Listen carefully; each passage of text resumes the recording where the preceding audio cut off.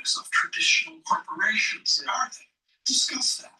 Well, they have, some of them have moats around them, and it's kind of like Game of Thrones, where one is rising and another one's falling, and it's a very dynamic situation. But they do account for 30% of the market cap of the S&P 500, but they also account for something like 25%. We're going to the dragons. Exactly. So yes, as we think about what a lot of people have called concentration risk in this marketplace, is that a risk? Worry about it. Well, it's not a concern to me because these companies are earning a lot of money and they have a tremendous amount of cash flow. And they also basically have internal investment banking departments where they are able to find small companies that they can leverage up in their businesses. I think it's one of the reasons that mid-cap, small and mid-cap managers have been frustrated because anytime that they put in the next Microsoft in their portfolio, it gets exactly. Well, how about for the small and mid-cap investors out there? Presumably lower interest rates should help those companies. Is that enough? I think we can see it in the way things trade. Whenever there's expectations that the Fed will lower rates, the Russell 2000 does better. The problem is the Russell 2000 has something like 40% of companies that don't have any earnings. Yeah. That's a little bit of a problem. But when people are excited and risk on, they're willing to buy those kind of companies. But my preference is I call them the impressive 493. Yeah. Everybody's focusing on the Magnificent Seven. There's 493 companies in the S&P 500 that are benefiting from what the Magnificent Seven are creating. These companies, the Magnificent Seven, aren't going to continue to do well unless the products really do improve productivity for the 493. I think that's happening, and I do expect that the market will broaden out. What is our Federal Reserve going to do here? I think the market's saying December, we're going to get a rate cut. After that, not sure. Well, the Fed really frustrates me. For the past few years, every now and then I've written that I would be more than happy to do what the Fed does for half the price. And my condition is I continue if they allow me to work from home. I wouldn't do regulation or supervision, just macroeconomic policy. But a year ago when they started cutting rates, they're down 150. Hello, my name is DrPaulCottrell. Please go to my store, the-studio-reykjavik.com, and get the great products that I offer. Also, make sure you subscribe to all my channels. I have YouTube, Brighteon, Bitchute, and Rumble. You can also follow me on many different social media channels. Please help support the work that I do by going to my store, the-studio-reykjavik.com, and you can also donate through Stripe, PayPal, or buy me a coffee. Let's talk about some of the products that I offer to help to improve your health and slow down the aging process. And this is a protocol that I do daily. Please go to my store and get the Cleanse or the Max 35.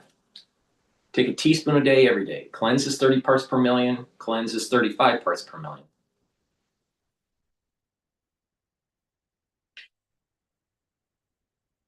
Now, when you take the teaspoon a day, you're swishing in your mouth and gargling.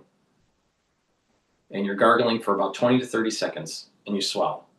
What this will do is improve the health of your oral cavity and your oral pharynx, help with your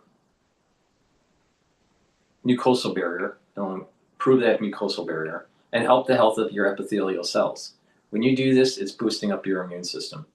Do this every day, especially during the winter season. If you're not feeling well or someone around you is not feeling well, take a tablespoon or two a day and then go back to your maintenance dose once everything's all clear.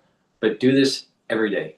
A teaspoon of Cleanse or a teaspoon of Max 35 every day, right? I've been doing this for over 5 years as part of my anti-aging protocol and boosting up the immune system. Some great products that I have that are perfect for gifts for individuals during the holiday season are the structural nano silver soaps.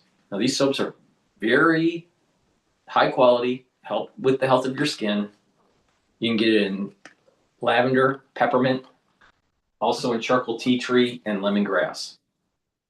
All right, so please go to my store, get the structural nano silver soaps, get a few bars for your household, use discount 5, you get $5 off any order. It's all caps, discount 5. And if you spend $100 or more, you get a free gift until supplies last. All right, with that said, let's start listening into the market news here. It's going to be somewhat of a slow trading day, but let's listen into Bloomberg. Market's the middle child. Yep. They're expensive. They are Yeah. expensive. It's outrageous. If you get a dog, make sure you get health insurance. Sure. Yeah, well, with cattle feed, it's hopeless. Edgar, Danny, thank you for joining us Thank you. worldwide today. Just a real treat after Thanksgiving. Again, worldwide on Bloomberg Television, on Bloomberg Radio. This is Bloomberg Surveillance. Good morning. Some people travel to see the world. I travel to question the forces that shape entire nations. Wow, is it possible? My name is Professor Hannah Fry. I want to meet the people with unexpected stories to tell. And dig up the peculiar and wonderful treasures that reveal what a country is made of. Let's pivot over to some of the breaking news. I want to talk about Trump and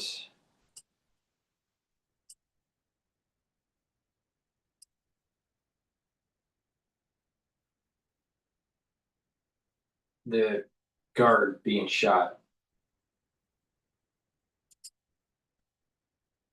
Francis tax clean my retainers. If you wear a retainer every night like I do, you know how hard it is to keep it truly fresh and clean. Seconds before I went on, right now, I heard that Sarah Beckstrom of West Virginia, one of the guardsmen that we're talking about, highly respected, young, magnificent person, started service in June of 2023, outstanding in every way. She's just passed away. She's no longer with us. She's looking down at us right now. Her young man is fighting for his life. He's in very bad shape. He's fighting for his life. Breaking news this morning, President Trump confirming the death of 20-year-old West Virginia National Guard member Sarah Beckstrom last night while addressing service members. She and 24-year-old Guardsman Andrew Wolf were ambushed and shot just blocks from the White House on Wednesday. The alleged shooter, Afghan national Ramanullah Lakhanwal, came to the United States after Biden's disastrous Afghanistan withdrawal and did work with the CIA, according to Director John Ratcliffe. The two National Guards members were both sworn in less than 24 hours before the attack. President Trump now announcing his administration will permanently pause migration from all third world countries and remove anyone who is, quote, not a net asset to the United States or is incapable of loving our country. Joining me now, New York Congressman Nick Langworthy. Congressman, great to have you this morning. Thank you so much for being here. Want to get to your reaction on this news out of Washington and the steps that President Trump is taking to make our country safer. Well, Jackie, my heart breaks for Sarah's family. We're praying for Andrew that he pulls through and makes a full recovery. I mean, this is a epic tragedy. An attack on one member of our service is an attack on our whole nation. And we need to have these soldiers and their memories in our thoughts, in our prayers, especially at this moment. But this is just emblematic of the immigration policies of Joe Biden, which were an epic disaster. There was a lack of vetting, the botched Afghanistan withdrawal, and as the Biden administration tried to paper their way out of that, they botched the asylum and reentry of Afghans coming into this country. I mean, 76,000 people were brought here. Now we know that this murderer was tied to military organizations and did work with the CIA there, but there was no vetting. I mean, this isn't something where you could have just fingerprinted people and taken their headshot. You needed to do real investigations before you brought these people stateside. Mm-hmm. And these families have paid a price. Our nation has paid a price and continues to pay the price for these disastrous Biden policies, and I have full faith that President Trump and his administration will do their full due diligence to get all of the facts, have the complete investigation.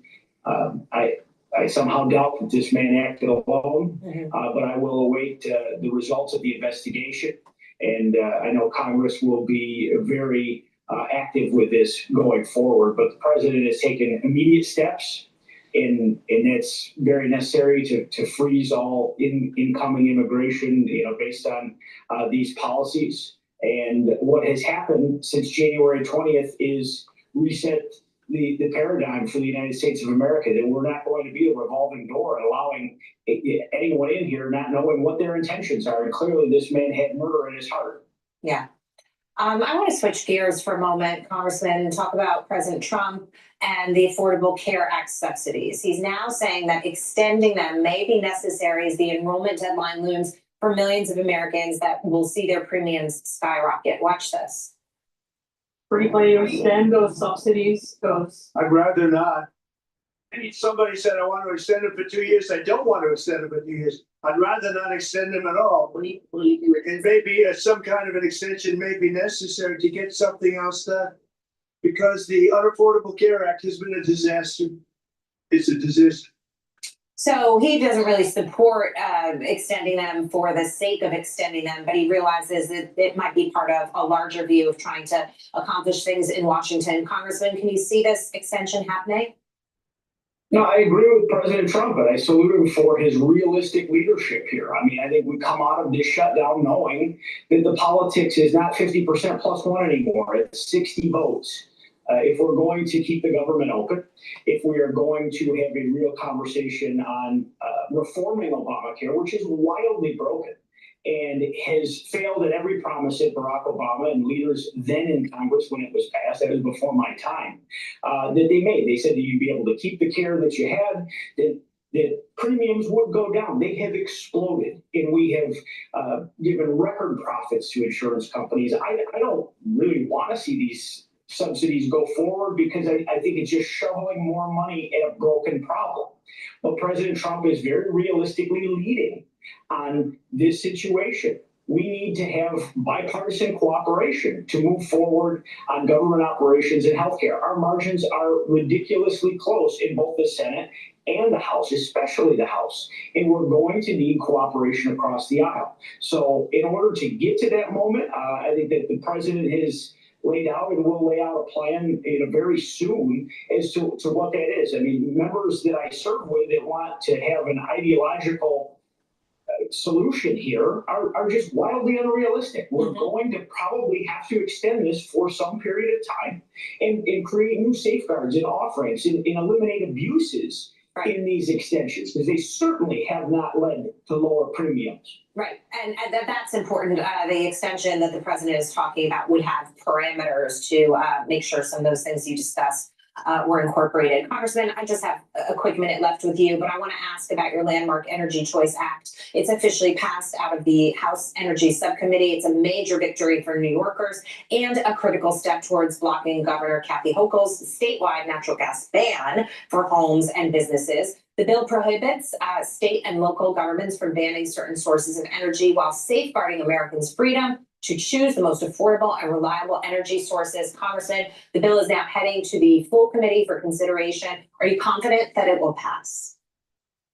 We have incredible support. We just reached our 135th co-sponsor of this bill. I mean, to have virtually a third of Congress in the House supporting this bill. We have a companion bill in the U.S. Senate. This is a very necessary piece of legislation. Energy is interstate commerce. We need to stop these radical blue states from interrupting our energy ecosystem in this country. It's a matter of life and death for my constituents that in cold and snow events, when the power gets knocked out, they could freeze to death in their homes. And Kathy Hochul doesn't understand this. She just wanted to get to the farthest, greenest, leftist point that she could in her ideology as she was looking to avoid a primary. Yeah. This is not all politics. This is about taking care of people and not putting them in a dangerous position. So we're going to pass it out of the full committee next week when we go back to Washington, and then I won't rest until we get this across the president's desk. Okay. Congressman Nick Langworthy, thank you so much for being here this morning. Really appreciate it. Thank you, Jackie.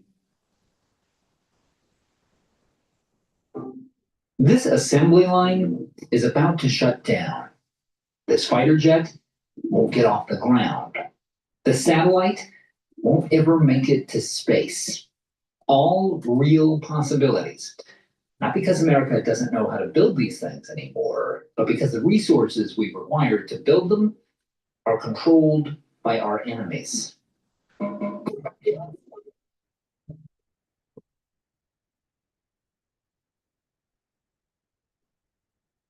Which countries are going to dominate the 21st century? Chances are, whoever controls the most of these big dumb rocks. We're going to start with the shooting of 2 National Guardsmen just blocks from the White House in what officials are now calling a brazen targeted attack. Seconds before I went on, right? We begin with Madeline Rivera, who is live in Washington, D.C., with the very latest on the tragedy that is rocking our nation's capital. Hi, Maddie. Hi, good morning, Carly. The president sharing the sad news that 20-year-old Sarah Beckstrom has passed away after an alleged gunman ambushed her and another Guard member on Wednesday. Just seconds before I went on, right now, I heard that Sarah Beckstrom of West Virginia, one of the Guardsmen that we're talking about, highly respected, young, magnificent person, started service in June of 2023, outstanding in every way. She's just passed away.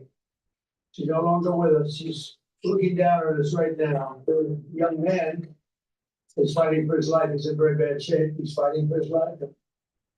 The family of 24-year-old Andrew Wolf is asking for prayers. The death of Beckstrom means the suspect, 29-year-old Ramanella Lockenwall, will likely face upgraded charges. Here's the U.S. Attorney for D.C., Janine Pirro, talking about that. We are praying that they survive and that the highest charge will not have to be murder in the first degree. But make no mistake, if they do not, that will certainly be the charge. Lockenwall came into the U.S. in 2021. He was granted asylum this spring. The administration is calling into question the vetting process for Afghan refugees, but Lockenwall worked with the CIA in Kandahar, Afghanistan, serving in an elite counterterrorism unit operated by the agency. As a member of the Zero unit, he would have gone through a vigorous screening process. Afghan evac says that includes biometric screening, biographic checks, and in-person interviews. So the president is doubling down, saying, I will permanently pause migration from all third world countries to allow the U.S. system to fully recover, terminate all of the millions of Biden illegal admissions, including those signed by sleeping Joe Biden's auto pen, and remove anyone who is not a net asset to the United States. The president says he will be ending federal benefits for non-citizens, denaturalizing migrants who he says undermine domestic tranquility, and deport any foreign national who poses a security risk. Okay, Madeline Rivera, live for us in Washington. Maddie, thank you. Let's bring in former Assistant FBI Director Chris Swecker. Chris, thank you so much for joining us as we talk about this tragic turn of events. And obviously, there are a lot of questions when it comes to this suspect, who, as Maddie was just laying out, worked for this CIA-backed military unit during the war in Afghanistan and was living in Washington State with his wife and 5 children. So he had a family unit. He was not a loner. A lot of questions over why and how this could have happened. When you look at his background, what do you think? Well, let's start with the premise that Afghanistan in the post-Biden withdrawal era is a terrorist haven. I mean, Al-Qaeda is still there, ISIS is still there. There's actually battling it out in and around the area where this shooter came from. So we know that this is a problem area, and this is an area where if you're going to bring people in, and apparently over 70,000 Afghan refugees were resettled very quickly, you darn well better vet these people in a way that gives you confidence that they're not still affiliated with some type of terrorist organization or in touch with them. So I get the sense that once they got here, there wasn't a whole lot of other vetting or monitoring that took place after they got here. And here's a guy that was settled in Washington State with his 5 kids, was given the asylum and shelter of this country and all the rights and all the privileges. And look what he does, a heartbreaking loss of this young National Guardsman who is such a patriot from the state of West Virginia, volunteered to work in the district.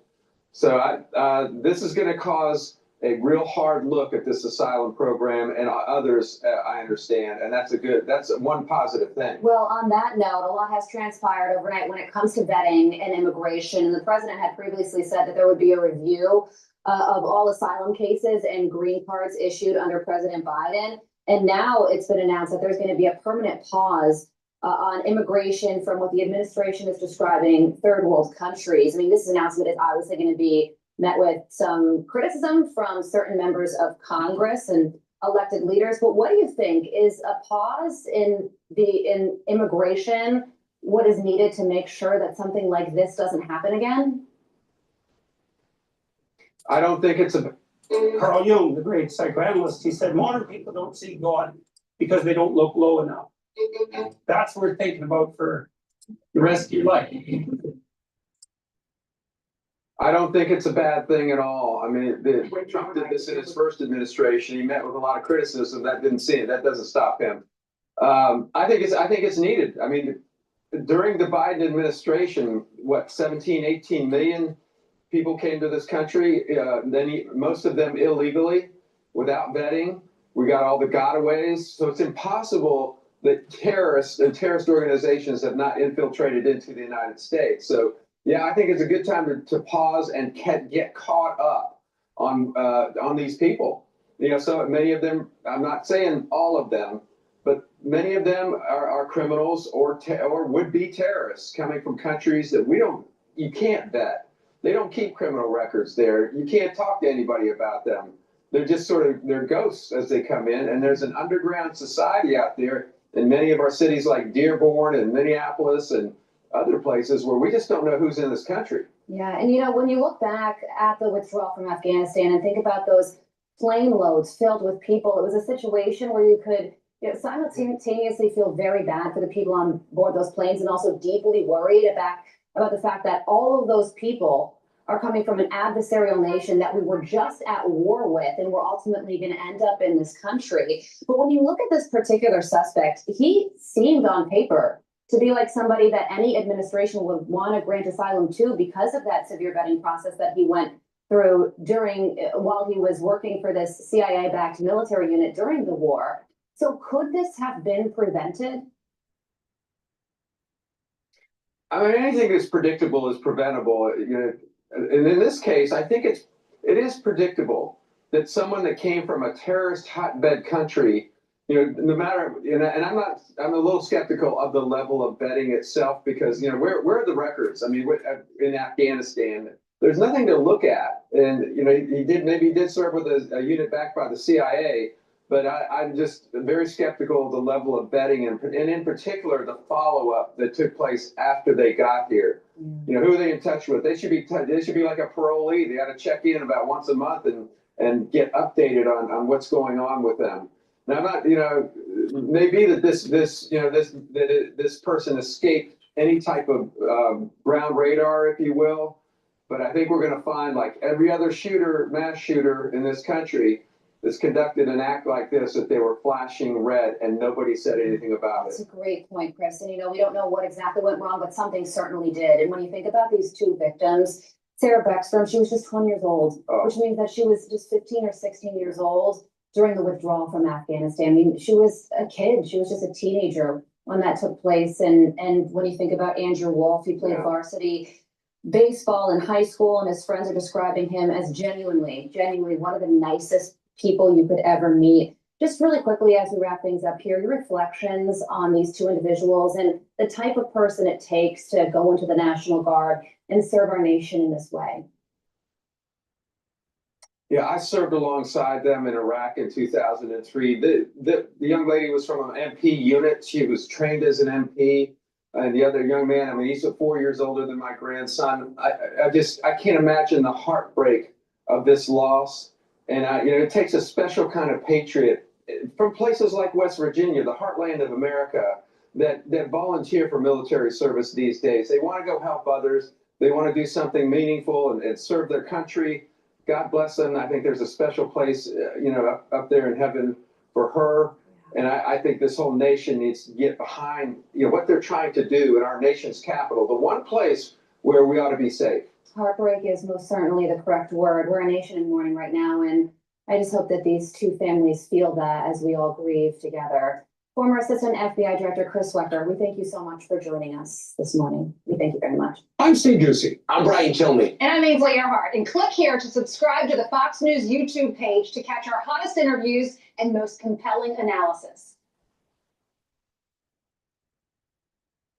Here's what nobody's telling you about the new bearskin hoodie. This fleece is sick. It's made from 340 GSM of bearskin fleece. Please go to my store, the-studio-reykjavik.com, and get the heirloom barley. Heirloom barley will bring down inflammation, soak up free radicals through superoxide dismutase, and detoxify your body. When you're detoxifying your body and bringing down inflammation and soaking up free radicals, you're going to slow down the aging process. You're going to be able to recover after a workout quicker. You're going to also help with your cardiovascular health, because by bringing down inflammation, you're reducing plaque formation. And bringing down inflammation at the brain level is going to help to protect your neurons. Because if you have chronic inflammation around neurons, the myelin sheath starts to degrade and the neurons don't perform as well. Super important to take every day, detoxify your body, bring down inflammation and soak up free radicals and slow down the aging process, boost up your immune system, help with your cardiovascular health and your brain function. And take zeolite. Zeolite takes 3 small drops underneath your tongue, drink filtered water. This will bind to heavy metals, toxins, and chemicals and allow you to urinate them out within 6 to 8 hours. Take it every day. And by doing that, you're improving your immune system and your endocrine system. Please go to my store, the-studio-reykjavik.com, and get the zeolite.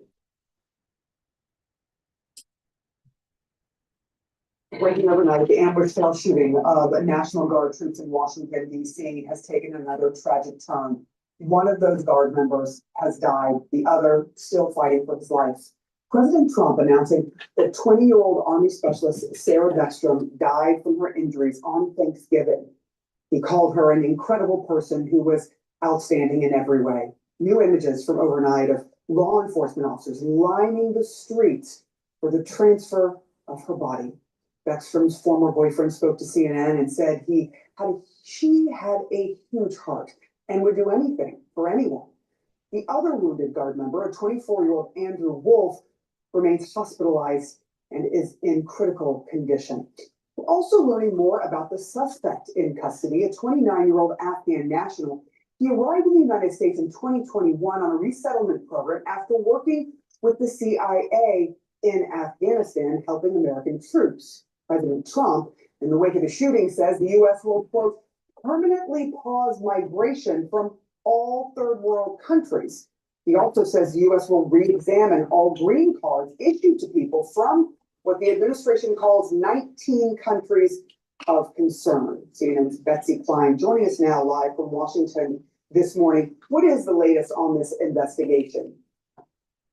Well, Sarah, an interagency investigation is now underway to determine exactly how this horrific tragedy could have happened, while the Trump administration, meanwhile, is ramping up its aggressive immigration policies. We know that this suspect is an Afghan national who came to the United States in 2021. He applied for asylum in 2024, and it was granted under the Trump administration in April of this year. And we've also learned that the suspect worked with U.S. forces, including the CIA, starting in 2011. A U.S. official tells CNN that he was vetted by intelligence agencies and clean on all checks. The question now of his pathway to violence is going to be a major target for investigators. Now, officials say it's still too soon to say what the motive is, but President Trump, as he addressed troops on Thanksgiving, offering his own speculation. Listen.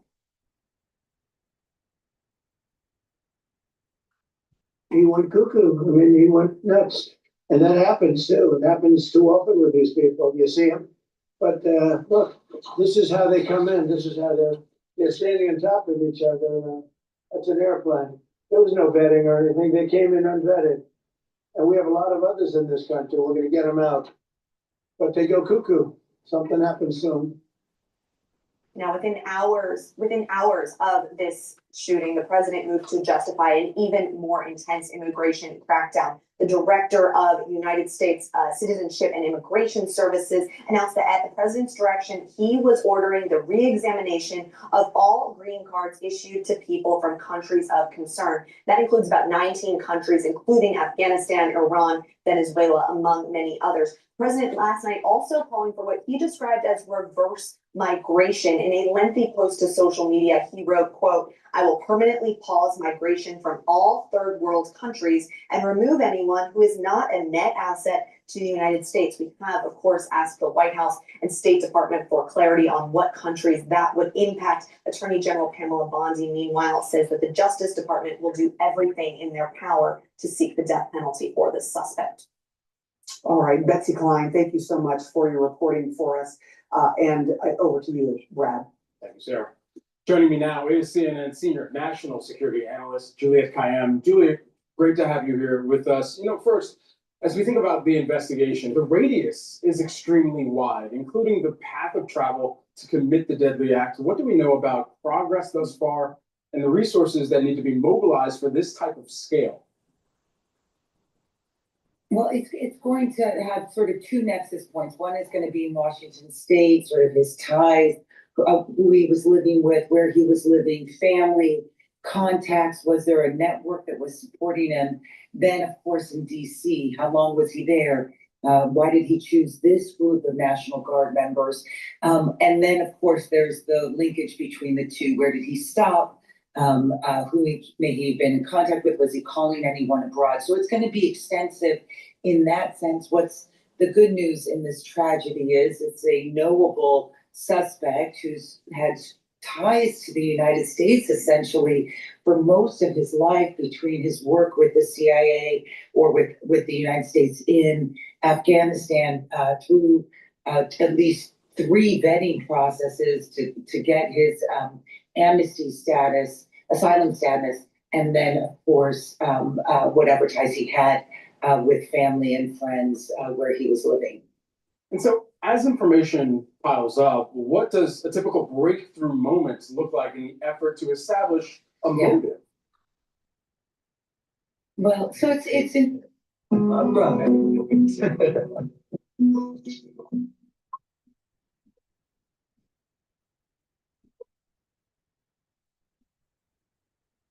Well, so it's interesting. I've been thinking about this a lot because he's a suspect who we don't normally have suspects who have such ties with the United States. I mean, in other words, when we have a terror or a violent incident like this, it's someone either here who has no contact with the U.S. or with U.S. authorities, or someone who comes in from abroad. This is someone who was vetted at least by the CIA or the National Counterterrorism Center, was vetted when he came over, when Kabul fell in Afghanistan. And then once again, when he's granted amnesty, look, there's a lot of politics behind this. I think we just need to step outside of that and say either the vetting process was bad, missed something key, or the radicalization process was fast, that between the time he received amnesty a couple months ago and now something happened. So investigators are going to look at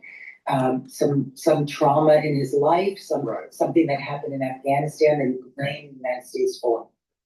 Juliet Kayyem, thank you so much for taking the time, breaking this down this morning. So in terms of where things stand this morning, there are some questions about specifically all these countries, right, that the president has referred to, which he calls, quote, third world. Before we continue with CNN, please go to my store, the-studio-reykjavik.com, and get this foundation of the protocol to slow down the aging process. Get the multivitamin. This multivitamin is easy to digest, and it will have the cofactors for enzymatic activity so your cells perform properly and help with the tissues, and therefore your body will be in homeostasis. Now, also take the probiotic. I have it in a veggie cap form and a powder form. This is the powder form. These are the foundational pieces for the anti-aging protocol. Now, with this foundation, by taking the probiotic, you're going to improve your gut biome, your energy absorption will improve, your metabolism will improve, your immune system will improve at the gut level, And the communication between your gut and your liver and your gut and your brain will improve. You will be able to sleep better. You will get rid of brain fog. You'll be able to get into cycles of REM sleep and deep sleep that will help to detoxify your central nervous system, consolidate memory, and to be well rested.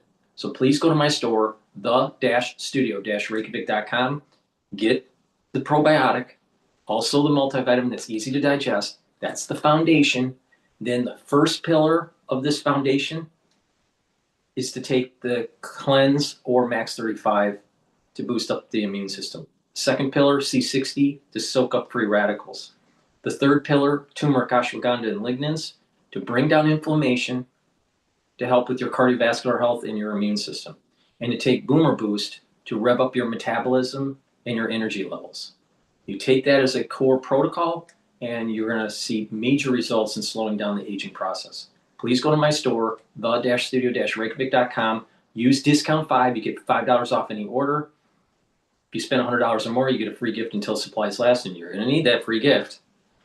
Now, get the probiotic and the multivitamin. Very high quality. Take it every day. Please go to my store, the-studio-reykjavik.com. Trees. When we look at the reexamination process, there is also, Eugene, there is a concern about focusing too much on the country and what the ripple effect could be for those who are here in the country who are not a threat. How do you see this playing out? Well, there will be a real issue that we've already seen risen by Afghan communities and the associations that welcome and help resettle refugees. There's a real concern about keeping Americans and immigrants safe, how the Trump administration goes about doing that without harming and discriminating against those who have come here to actually be, as he would label it, an asset to the U.S. isn't yet clear. There's some concern that he may not be able to do that in a way that is fair, but he hasn't detailed his immigration plan yet in terms of how he's going to keep Americans safe. And I assume that there will be pressure on him to clarify that. Malik, the president, and these are the president's words here, said the suspect went cuckoo. There are questions about what may have happened in the wake of that asylum being granted earlier this year. How do you anticipate looking into what changed perhaps for the suspect, what may have changed for the suspect is going to impact this investigation into thousands, tens of thousands of others? Well, it seems to be very clear that there was obviously a relationship that the United States had with this particular guy. And the only thing that we could think of really at this point is to say that at some point he became radicalized. So why did he become radicalized? We really don't know the answer to that question. But the fact that he particularly targeted National Guard troops here in Washington, D.C., and I believe, I don't know if maybe getting it wrong here, but I don't think that he's a resident of even the DMV area. So what was it about the National Guard? The only thing that I could see is that because of the conversation that many people have been having about the National Guard here, not just in Washington, D.C., but elsewhere around the country. I think that's the only thing that I could think of that factored into why he would come to Washington, D.C. and shoot two National Guard troops. It's the conversation that we've been having about National Guard in the areas, much like here in Washington. Right. And again, we don't know yet. Of course, it's important to stress we do not know what the motive is behind this.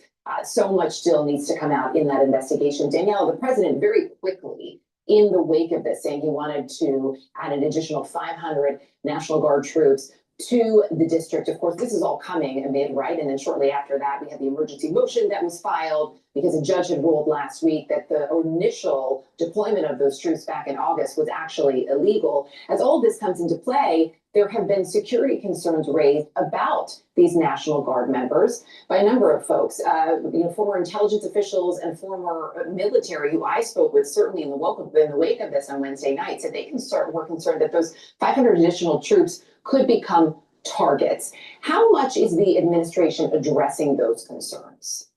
The administration, from the very beginning, Erica, has defended its decision to have these National Guard troops in the DMV area. And the whole point of it, and if you remember, let's go back to what happened in August.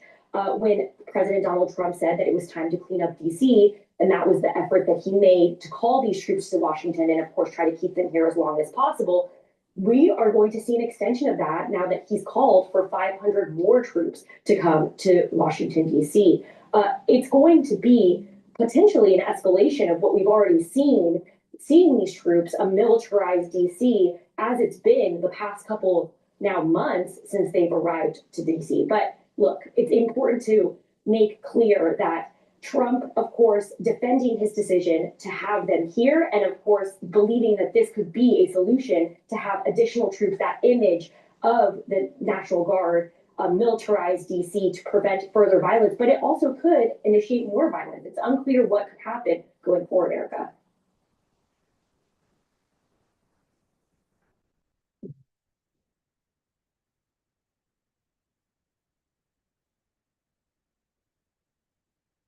Build a website you love with Wix. For your words, create your brand, your opportunity.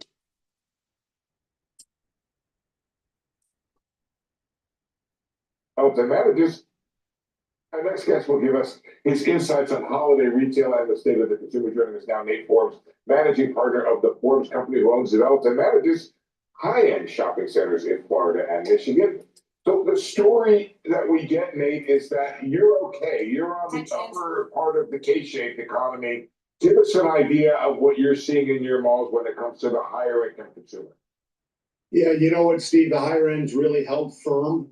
And I think the scarcity of product on the higher end is what's driving our retail sales. And those with the highest levels of income are continuing to shop. They're showing stability in the marketplace. They're showing a drive and a need to consume and invest in material pieces that will stay in their closet and really stand the test of time. So it's been very resilient. I want to stop you, Nate, because this whole idea of not having enough product, what's going on with that? When in America did we never have enough product? You know what? I think it's a balance between the retail brands and the stores. And I think some of it is done to increase prices. So you see a little bit of an upswing in driving an increase of prices, which a lot of that has been borne by the consumer. But it's not hurting brands like Chanel and Hermes that are not so widely distributed, Steve.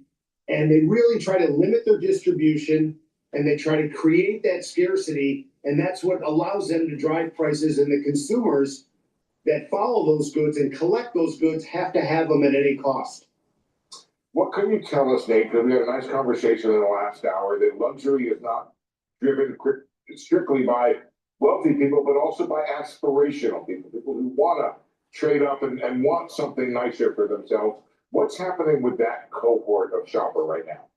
You know, I've said for years, the Gap shopper of today is the Gucci shopper of tomorrow. And I think that aspirational shopper really drives and really works hard and wants to spend a lot of their disposable income on having high-end product, whether that's product with labels or that's product that goes down the runway or tunnel walks. And they're really driven by the aspirational consumer that believes that if you follow the social media post and follow what's hot and what's new, that you're going to be with the latest trends. And that's what they're displaying today on their backs. Nate, at the end of the day, you can talk retail all you want, but if you own a mall, you're a real estate guy. And if you're a real estate guy, you're a rates guy. So tell me about the outlook when it comes to debt and rates and how much all of that matters for you in terms of financings and refinancings. No, I think it matters a lot, Steve. I mean, we watch the debt markets every day. And I think right now where we are with the short curve and the long curve, the 10-year curve, I think we'll be within a band of 50 to 75 basis points of that for the next couple of years. I think you might see a couple ticks down in 2026. And I think all of those that have retail or residential or commercial coming due, we plan ahead, we look at our long-term debt expirations, and we try to finance within a band that will allow us to continue to reinvest in our assets, invest in our consumers, invest in our projects and properties to make sure we're at the highest end and the highest level of retail shopping centers across the country. Nate, it's Robert Frank here. The word of the year in luxury seems to be experiences, with all this money shifted from things and status goods to experiences. I know you try to create experiences at all of your malls. But what I'm seeing when I talk to LVMH, Kering, Richemont, all the big luxury companies is they want fewer stores, but they want big flagship stores that have cafes, they have special pieces, they have VIP rooms. They build these sort of fewer stores into luxury experiences. Ultimately, do you see that sort of smaller footprint by these luxury companies hurting malls like yours? Well, I would tell you this. First of all, I think when luxury was coming out of COVID, luxury expanded beyond their boundaries. And now they're starting to peel that back. So they're looking, number one, at all the gateway cities where they can have freestanding flagship stores in downtown areas. Number two, they'll go to the best regional shopping centers outside of those areas as their next strategy for growth. So if you're in the top 50 shopping centers in America, brick and mortar shopping centers, not downtown areas, top 35 to 50, you're in a good spot because those luxury consumers are depending less and less on department stores and more on creating their own experience in a way to touch the consumer, develop those relationships, and develop loyalty with their consumer base.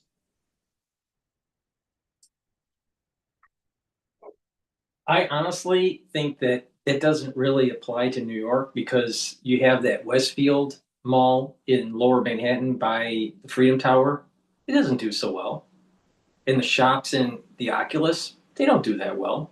They get a lot of foot traffic, but it's just like, who's actually buying? Compared to the high cost of leasing the space. So, no, I disagree with them. Please go to my store, the-studio-reykjavik.com. Take this stack. This is the third pillar of my anti-aging protocol. You can take it separately, each individual one separately, or just take this stack or add it to the overall core protocol. All right. But this is going to slow down the aging process, help with your immune system, and help with your cardiovascular system. Now, ashwagandha root will help to bring down cortisol levels and to help to control your blood glucose levels. That's super important because by bringing down inflammation and helping your vascular system, you're going to reduce plaque formation. Also, cortisol, if it's elevated chronically, is going to damage the vascular lining, the endothelial lining, and also other tissues. But that's if you have cortisol elevated chronically. Chronic stress, chronic injury or pain. And when you have elevated cortisol levels, it also suppresses your immune system. So when you bring it down by taking the ashwagandha root, you're actually improving your immune system. This is really important. Take ashwagandha root. You'll get other benefits by taking ashwagandha root too. Lignans will help with your immune system and your endocrine system, bring down inflammation and soak up free radicals. Super important for your cardiovascular health because when you bring down inflammation and soak up free radicals, you're reducing oxidized LDL concentrations and therefore improving your cardiovascular health, reducing plaque formation. Lignans will help the immune system because it's bringing down inflammation and also your brain. By bringing down inflammation at the cerebral level, what's going to happen is your neurons are going to be less stressed and therefore the myelin sheath is protected. And turmeric. Turmeric will bring down inflammation and soak up free radicals. You get the same benefits as you're taking with lignans. It's helping with the cardiovascular health, helping with your immune system, and helping with your brain function. Stacking these, this is where the magic comes in. Stack them together. Take the turmeric, stack it with the lignans, and stack it with the ashwagandha root. You can take them separately, but you get more benefit. There's a synergistic benefit when you stack these together. So you can take the stack, or you can take and apply this Substack into the larger protocol, which is the probiotic, the multivitamin, cleanser max 35, C60, and the boomer boost to really supercharge and slowing down that aging process and boosting up that immune system. This is a very powerful stack. It's really important to take every day. Turmeric, lignans, and the ashwagandha root. Drink it with filtered water. Take it every day, especially in the winter season, boost up that immune system. Please go to my store, the-studio-reykjavik.com.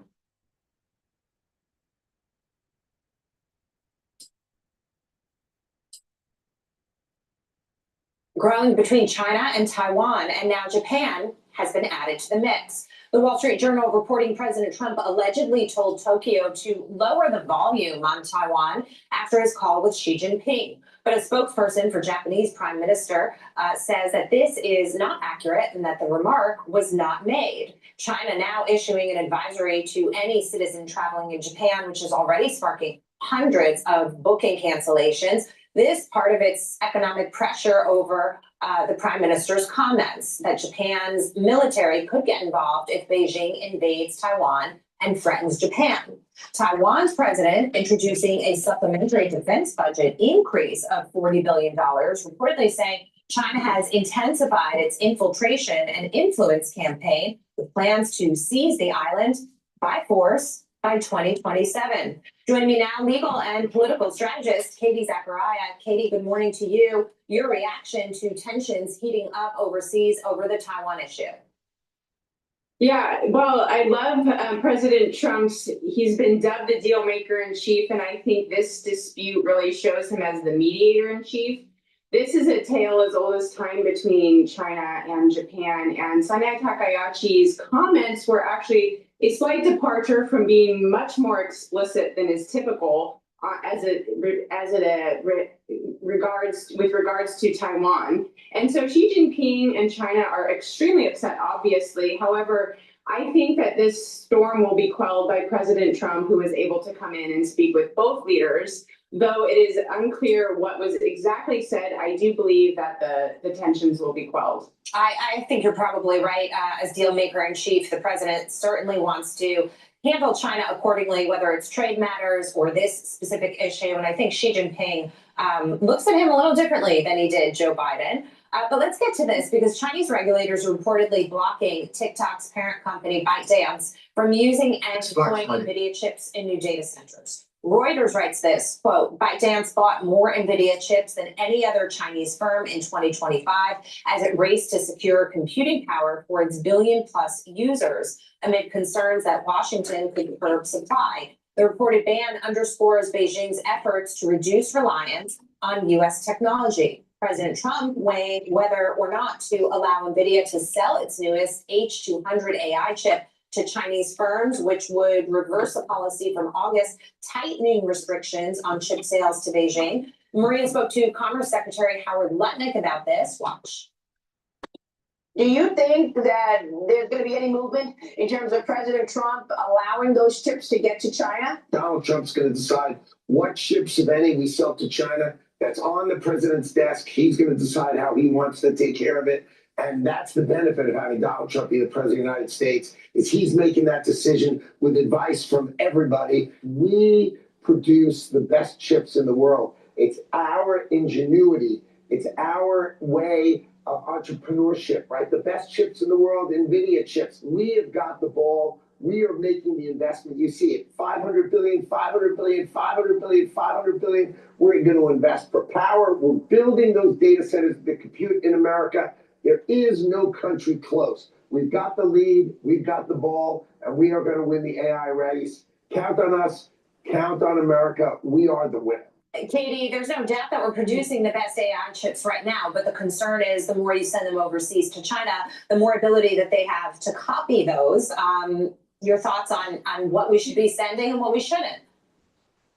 You're absolutely correct. Look, after living in China, what I saw in Beijing is they are very good at replicating, not, in my opinion, as great at innovation. And we run a huge risk, as President Trump knows, if we're sending our best technology to China and then they are replicating it, we put ourselves really at a disadvantage and then at the advantage. And this isn't that different from this tension with rare earth minerals either. President Trump and Xi Jinping understand that we need a deal right now as it pertains to rare earth. We also need to independently start manufacturing, start refining our own rare earth minerals for national security purposes. And China is conversely doing the same with these chips. they know that they need to start domestically manufacturing them so they can also have independence and national security on their end and not rely on the United States to provide them with the most advanced. So as Secretary Lutnick said, it is up to President Trump. I do believe he will absolutely have an America First policy that will put our national security at the top priority, and then China will obviously start their own domestic and has started, but really their race to make the semiconductors and these chips the best that they can. But I do not think and I do not believe they will be able to compete with the top that NVIDIA has done. Okay, Katie, the U.S. granting a 1-year extension on some tariff exclusions for Beijing industrial and medical imports under Section 301. Reuters reporting China also buying 10 cargoes of U.S. soybeans this week, worth roughly $300 million, just one day after the phone call between President Trump and China's Xi. Maria spoke with Agriculture Secretary Brooke Rollins on the trade deal this week and how it's impacting farmers. Watch this. The farm economy has been struggling for a really long time, but this president is so great. He won't let our farmers be used as leverage in these trade wars. And he said, no, China, you made a commitment under China Phase 1 in 2019. We've got to fill that commitment. We're not going to use our soybean farmers as leverage. And yes, just last night, we had another $300 million purchased from China. China has historically bought 65 to 70% of American soybeans. They are the best beans in the world. But when our farmers in America are so reliant on one purchaser, that is not healthy for anyone. So listen, we're getting the soybeans out right now. These farmers, have the highest soybean prices they've had in more than a year and a half. But the larger point here is we've got these new trade deals. We're going to start selling soybeans to a lot of other countries beginning immediately and into next year. Katie, it's no surprise to me that the president has a phone call with President Xi, and all of a sudden they start purchasing the soybeans as they are expected to. Right, and as to our first point, it was also in line with high tensions in the strait with Japan and China, and yet he was still able to negotiate. Look, let's calm the storm on the Taiwan, Japan, China front, and also let's continue this amazing trade deal of 87.5 million metric tons of soybean purchases. And in this issue, yes, what Secretary Rollins is saying is right. We want to spread out our soybean sales and from farmers. However, China benefits deeply by this trade deal, and President Trump knows that, so he's using this leverage to the maximum ability that he can, and he's able to negotiate these other deals around it. So in the best interest of actually China and continuing talks, keeping peace within the strait, I think that these deals really keep the economic prosperity of all countries alive and well. Katie, Zachariah, thanks so much for being here. Appreciate it.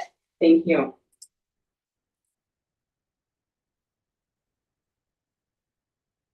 And it's because I think that fundamentally America has a lot of good things going for it, especially in its founding principles. But one of the most interesting things about American history is that the quintessential American holiday, Thanksgiving, is actually a celebration of early Americans' triumphs over socialism. Let me quickly recap the origins of Thanksgiving from an article Jerry Bauer wrote over a decade ago because it sums it up perfectly. It's wrong to say that America was founded by capitalists.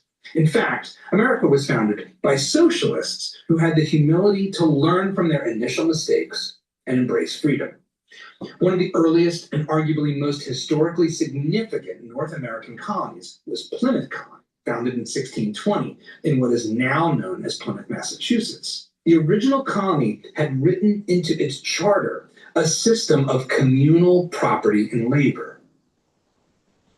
Early communism. As William Bradford recorded in his Of Plymouth Plantation, a people who had formerly been known for their virtue and hard work became lazy and unproductive. Resources were squandered, vegetables were allowed to rot on the ground, and mass starvation was the result. And where there is starvation, there is plague.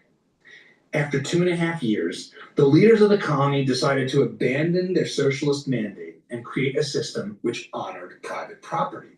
The colony survived and thrived, and the abundance which resulted was what was celebrated at that iconic Thanksgiving feast. No, Thanksgiving wasn't principally about making peace with the natives. It was about celebrating a bumper crop after the basics of human nature and material reality were once again embraced. The free enterprise system, private property, and treating adults like adults. The reason I'm bringing this up is in some ways kind of obvious. We have an epidemic of Marxist sympathies going on in this country. In fact, if you look at recent polling, Gen Z say they have a favorable view of Marxism. Back in 2019, I actually co-wrote and produced a rap video called Mises versus Marx, the March of History. It's time for the ruling classes to tremble on the people's hero. The MVP, MKRS. Yeah, you know me. During that time, I actually spent a lot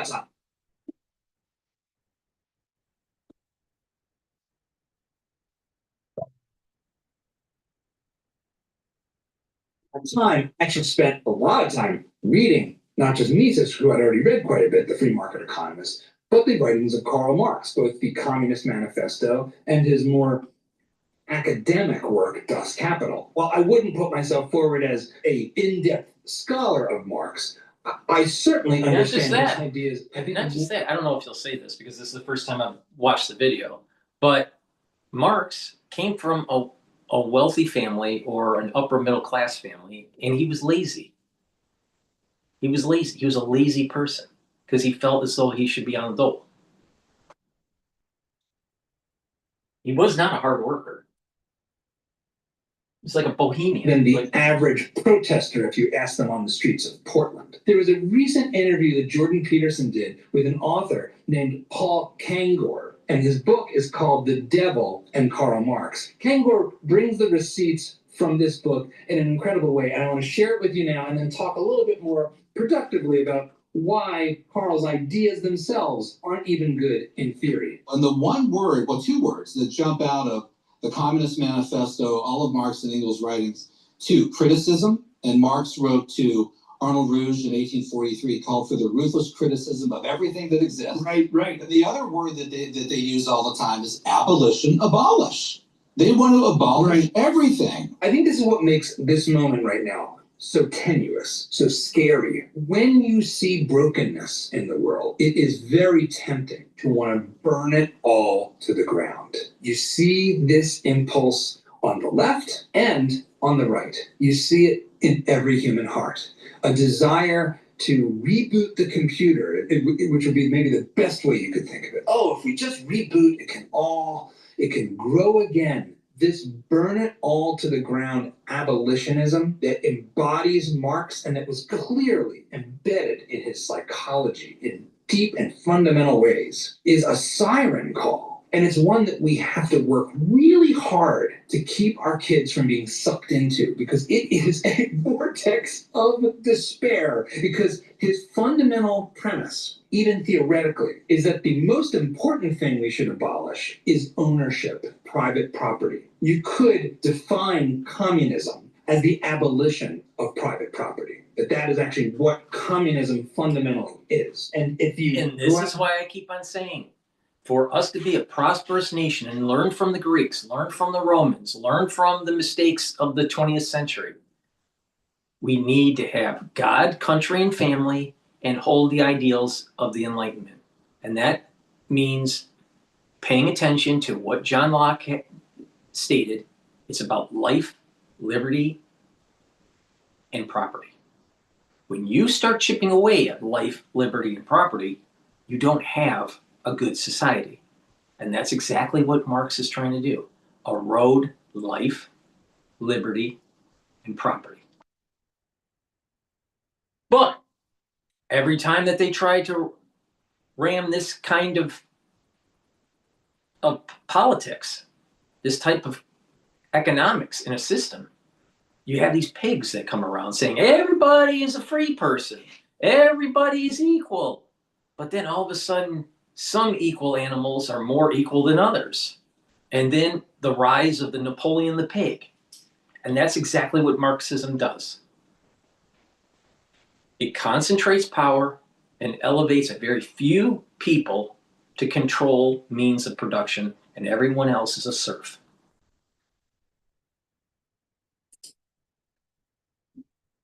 the streets and talk to people who are calling themselves Marxists will arrive at the abolition of private property. Whether you call it the abolition of private property or you call it, just a statewide housing guarantee, it is preferred. All this is antithetical to the Enlightenment. All of this is saying they are denying the virtues and the truth of John Locke, Mondani, Karl Marx, all the crazy socialists that are in office today in the United States, like AOC and the crazy ultra left wing of the Democratic Party, all the blue-haired bitches that are running around in town. They're all fucking crazy. They all want Marxism. And they all are trying to nullify the Enlightenment. He doesn't believe in the Enlightenment. He doesn't believe in constitutional rights. He doesn't believe in this idea of life, liberty, and property. He's dangerous.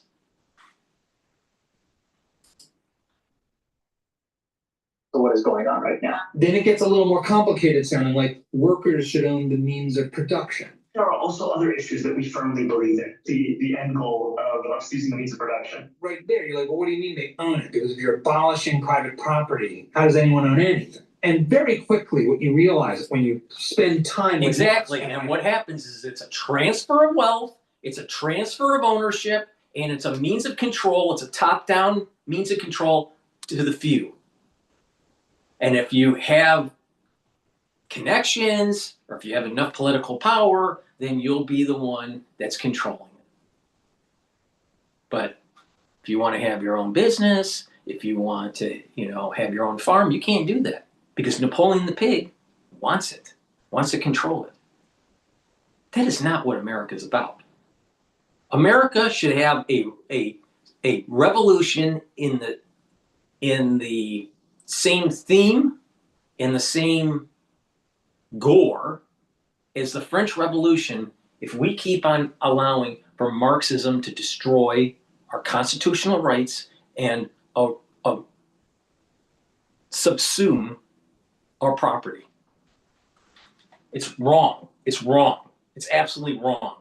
But you got a lot of these elites out there saying, well, we should just have communism. We should just follow Marxism to hell and everything will be just fine. What country survived? What country is prosperous with Marxism? Zero. Zero.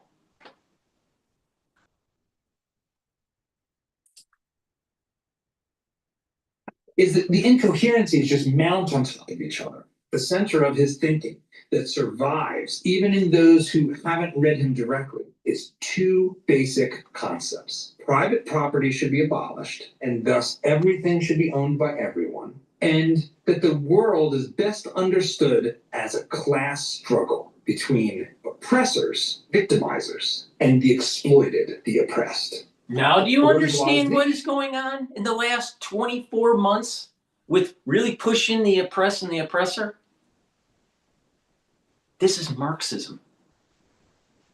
And then a subset of that in the United States is pushing, when you have enough people believe in the rhetoric, where you're giving away property, you're giving away your freedoms, you're giving away your constitutional rights, because you got to remember, the ones that wrote the Constitution, it was about civil liberties, the Bill of Rights, and that we have a constitutional republic, not a democracy, so we have protection of our property, because if you just leave it to the masses and there is a majority, well, the majority could be wrong and take away your rights. Well, wait a minute. Our rights are inalienable. They're God-given. So, you have communists that are trying to take this away from you.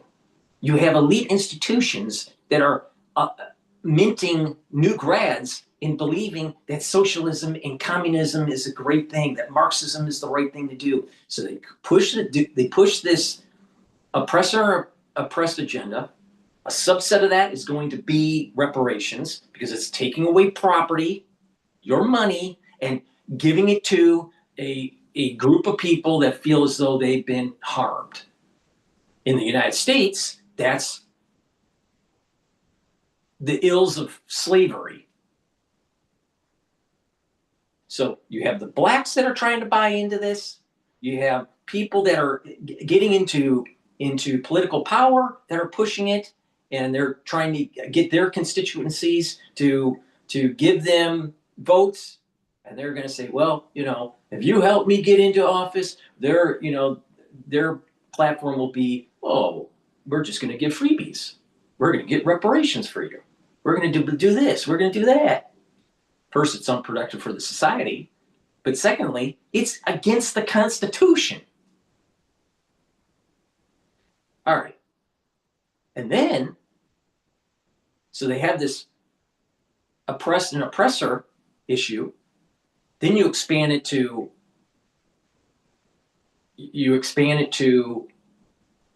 women versus men, whites versus blacks, Jews versus non-Jews. Everything can be divided in this group of people versus that group of people.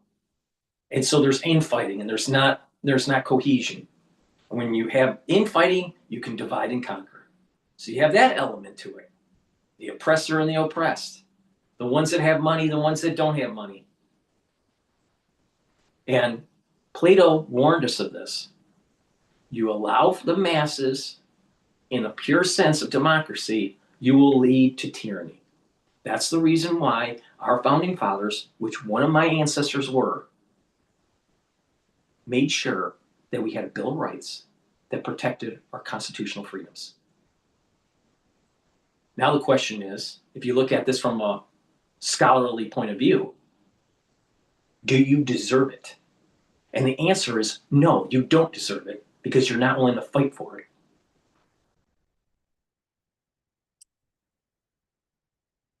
And the proletariat, the capitalist and the worker. This has been transposed in modern times to race, gender, and social order, and basic victimizer dynamic is sort of at play everywhere. Anti-racism is just another manifestation of this fundamentally Marxist construction of human relations. Those are the two mechanisms. Now, I want to break those apart for you so you can understand philosophically and operationally why these don't actually work, why they aren't true even in theory. So let's start with private property. First problem is, if I don't own it, I'm not going to take care of it. This is why people don't wash rental cars. Economists actually have a term for this. It's called the tragedy of the commons. And we've all seen this to be true. You walk down the street and it's a mess. Why is it a mess? Because somebody just threw trash on the ground. Why did they do that instead of putting it in the trash can that's at the end of the street? First of all, it is kind of a moral failing, like you're just being a jerk. But fundamentally, they don't own the street. It's owned by all of us. So it's somebody else's problem to clean the streets. Aren't I paying taxes? This is the tragedy of the commons. When there is a shared resource, people will tend to exploit it in a way that's unsustainable. In the some cultures, because of ethics, they care about their environment, and that tragedy of the commons doesn't take place. But in the United States, it's a big problem. It's a big problem. You need ownership to move the society forward. If you don't, you are going to be less productive. So you have these very elite institutions pushing this agenda of oppressor and oppressed. It divides and conquers, and it's pushing towards this Marxist socialistic agenda. And it's antithetical to the Enlightenment.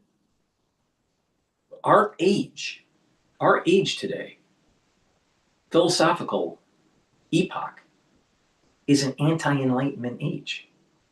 Now, that doesn't mean everyone's anti-Enlightenment, but there is a push towards an anti-Enlightenment.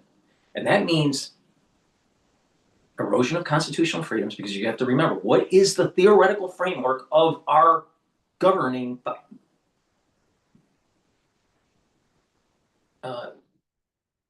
theory? Our constitutional republic is based on the Enlightenment. Well, if you have an epoch of philosophy that is anti-enlightenment, then you're breaking apart the very foundation of constitutional republics. That is really important to understand here. You have to understand and embrace the virtues of the Enlightenment. You even have in this anti-Enlightenment world people that think the world's flat, or they don't believe in germ theory or whatever. All right? They don't even believe in anything. They just think that we're living in a matrix. Or they think that everything is self-determined, and therefore you don't have to try. So there's a nihilism that takes place, or defeatism. The reality of the situation is you have to move forward. Time moves forward. You have to just push, make it happen. Determination, willpower. That's part of the Enlightenment. But if you're an anti-Enlightenment individual, you're going to just end up lazy. You're going to end up not believing anything, not investigating, just assuming that everything is just wrong. And then just your gut feeling. Use your feelings, as some people say, to try to understand the world. No, you need to be empirical. And you have to build on that knowledge over time. But the thing here is that when you have a population that is anti-Enlightenment, you're going to lose your constitutional freedoms, because the very bedrock of our constitutional republic is the Enlightenment. Marx is anti-Enlightenment. When you think of Marx, do you think of something positive and light, or do you think like dirty and grungy and depressing? I think of the Great Depression when I think of Karl Marx. I don't think of like a utopic world where there's light and prosperity. You see a shining hill. You see a city on a shining city on a hill under Marxism, or do you see that with capitalism? Now, that doesn't mean everything is perfect in capitalism. It's not. But it's far better than Marxism.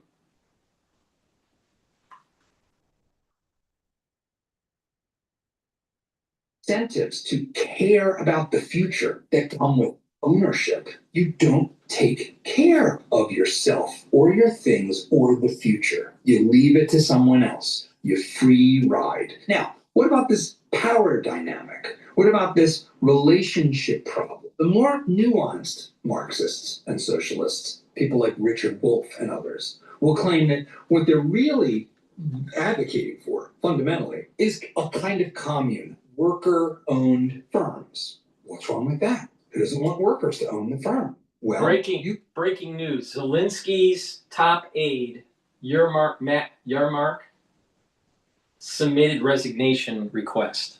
So some internal fighting going on in Ukraine's politics. See what happens. Can create a worker-owned firm in a free enterprise system. There's nothing in America that prevents you from starting a cooperative. But here's where it really becomes essential to understand the difference and what, at the academic level, the Marxists are advocating for. Let's say you're going to start a lawn care business and you need to buy some equipment. You've got your 10 guys. You're going to go out there and mow lawns and build a great enterprise, taking care of people's property. So you go to your grandmother and say, I want you to invest in our firm.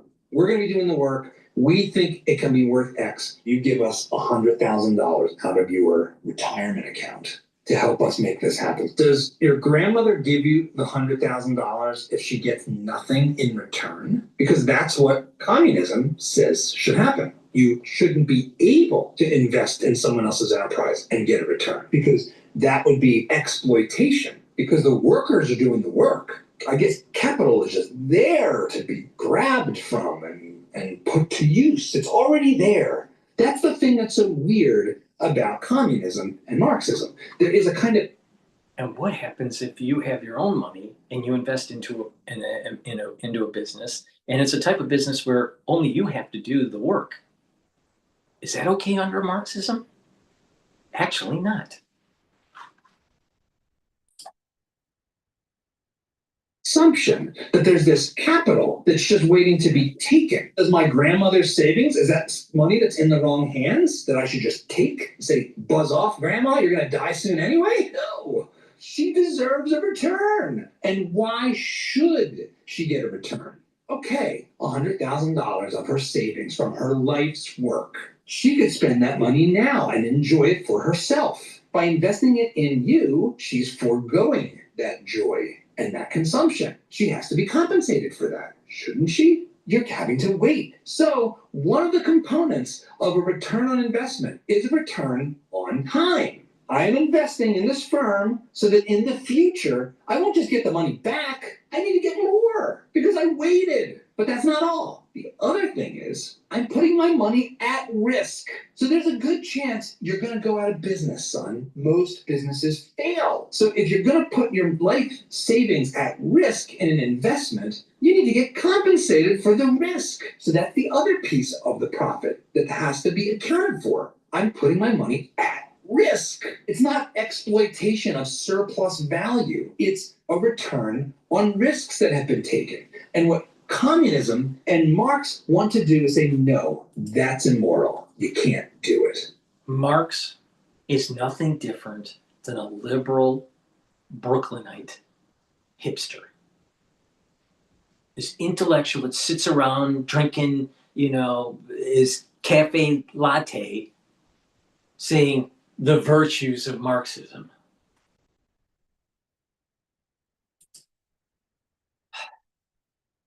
And the relationship between the capitalist and the worker is a lot more complex than delusional old Karl Marx thinks. It isn't just, hey, Engels, cut me another check. Sorry about your dead girlfriend. Profit is not necessarily exploitation at all. It is a return on a very vital service, which is investing and taking risks. When you try to abolish property and investment in others, you end up with murder factories. There's a saying from the Soviet Union, the Soviets pretend to pay us and we pretend to work. And that's what happens. Even in the face of brutal murder, that's what happens. The Soviet Union, Maoist China, Cambodia, North Korea, Venezuela, Cuba, all of these regimes were as close to Marx as we could get. They tried to abolish God, burn down churches, imprisoned nuns and priests. They were being pretty Marxist. And I know from firsthand experience that the first thing that happens when you talk about Marxism and communism is all the Marxists come out of the woodwork to say, that's not the real Marx. Real communism's never been tried. Call it whatever you like. But on the spectrum between some perfect free enterprise society and perfect communist hellhole, we got as close as you want to get in the 20th century to the latter. And the results speak for themselves. So what's the lesson in all this? Well, first of all, I hope I've given you some ways of talking about this ideology with your kids, because they are going to encounter it. Marx is a kind of demonic, mystical religion. And for those enraptured by darkness, it has an appeal. It is... I like the framing of the darkness of that he's stating about Marxism, but to get to the core, Marxists are anti-enlightenment. They're anti-enlightenment virtues. And anything, including capitalism and our constitutional republic that's been built on the foundation of the Enlightenment, science, capitalism, constitutional republics, if you break that foundation of the Enlightenment, you end up getting Marxism.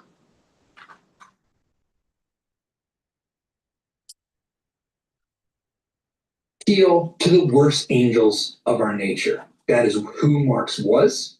It's how he lived his life. And it is what he baked into the cake of his philosophy. And our kids need to understand this. And the only place they're going to get it is with us. It's up to us. Yep. So I hope this helps you as you help your kids. So if you start seeing younger individuals at work or in a social setting or whatever, and you start hearing this Marxist crap, you tell them about they're antithetical to the Enlightenment, no matter how they want to spin it. And Marxism doesn't work. It's a theory that's just, it's a hypothesis. It's not even a theory. It's never worked anywhere. And the grand experiment took place during the Cold War. And they found out that capitalism works. Communism doesn't. Now, because humans have human nature, there's going to be added corruption that adds into the equation of Marxism. And this is the worry that I have with New York City, is that as it's approaching this heavily socialistic mayor and policies, that there's going to be added corruption that will lead to a devolution of the city. So when you see these kids, you got to say it's about God, country, and family. And it's not all three of them, not one. It's God, country, and family. You have to have spirituality, you have to have affinity to country, and you have to have the understanding of the bedrock of a society is the family unit. And the importance of the Enlightenment to have a prosperous society. Now, if they keep on pushing back, then you push back even further and just say, you're just wrong. You're just wrong. You're not paying attention to reality. They're not exposed to the, I bet if you start diving into the why they think the way they do, you'll start to realize they don't subscribe to the Enlightenment. That's a problem. That's a problem. And therefore, what was the whole point of the Enlightenment? To get out of the Dark Ages.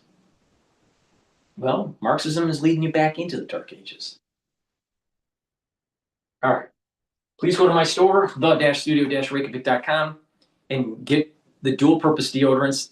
These deodorants you use daily as a deodorant, but also help to detoxify your body, help with your immune system and your endocrine system. It's made from essential oils from the Himalayas, has no aluminum, no baking soda, all natural ingredients. It's for males and females. You can get it in peppermint, lavender, and tea tree, and in citrus. Get a couple bars for your household, use it every day, and detoxify your body. It's a very high quality product. And vitamin D3, super important.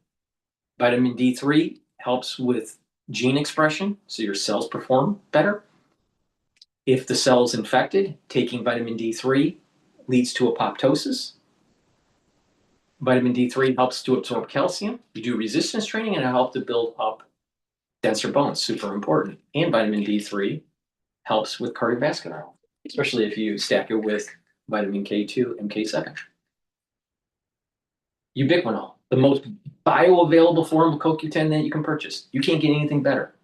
This is the best CoQ10 that you can purchase. Ubiquinol, super important. It helps to boost up your energy levels and help with the health of your mitochondria and to help to protect your neurons. Super important, especially if you're 40 years of age or older. Take Ubiquinol, you need it. And olive leaf extract, dual purpose. Helps to boost up your immune system and it helps with your cardiovascular health. It'll help to bring down LDL levels and help to increase your HDL levels. And when that happens, you are producing less plaque formation. So please take the olive leaf extract every day. Drink it with filtered water. Use discount 5, you get $5 off any order. If you spend $100 or more, you get a free gift until supplies last. Get these products for yourself and for gifts for the holidays. Go to my store, the-studio-reykjavik.com. The link is in the description of this video and all my videos. All right, let's listen to Jeffrey Sachs. Professor Sachs, thank you so much for joining us. My pleasure. Let me begin by reading a quote coming from Chinese Foreign Minister Wang Yi, responding to the latest remarks by the Japanese Prime Minister, which the Chinese said crossed the red line.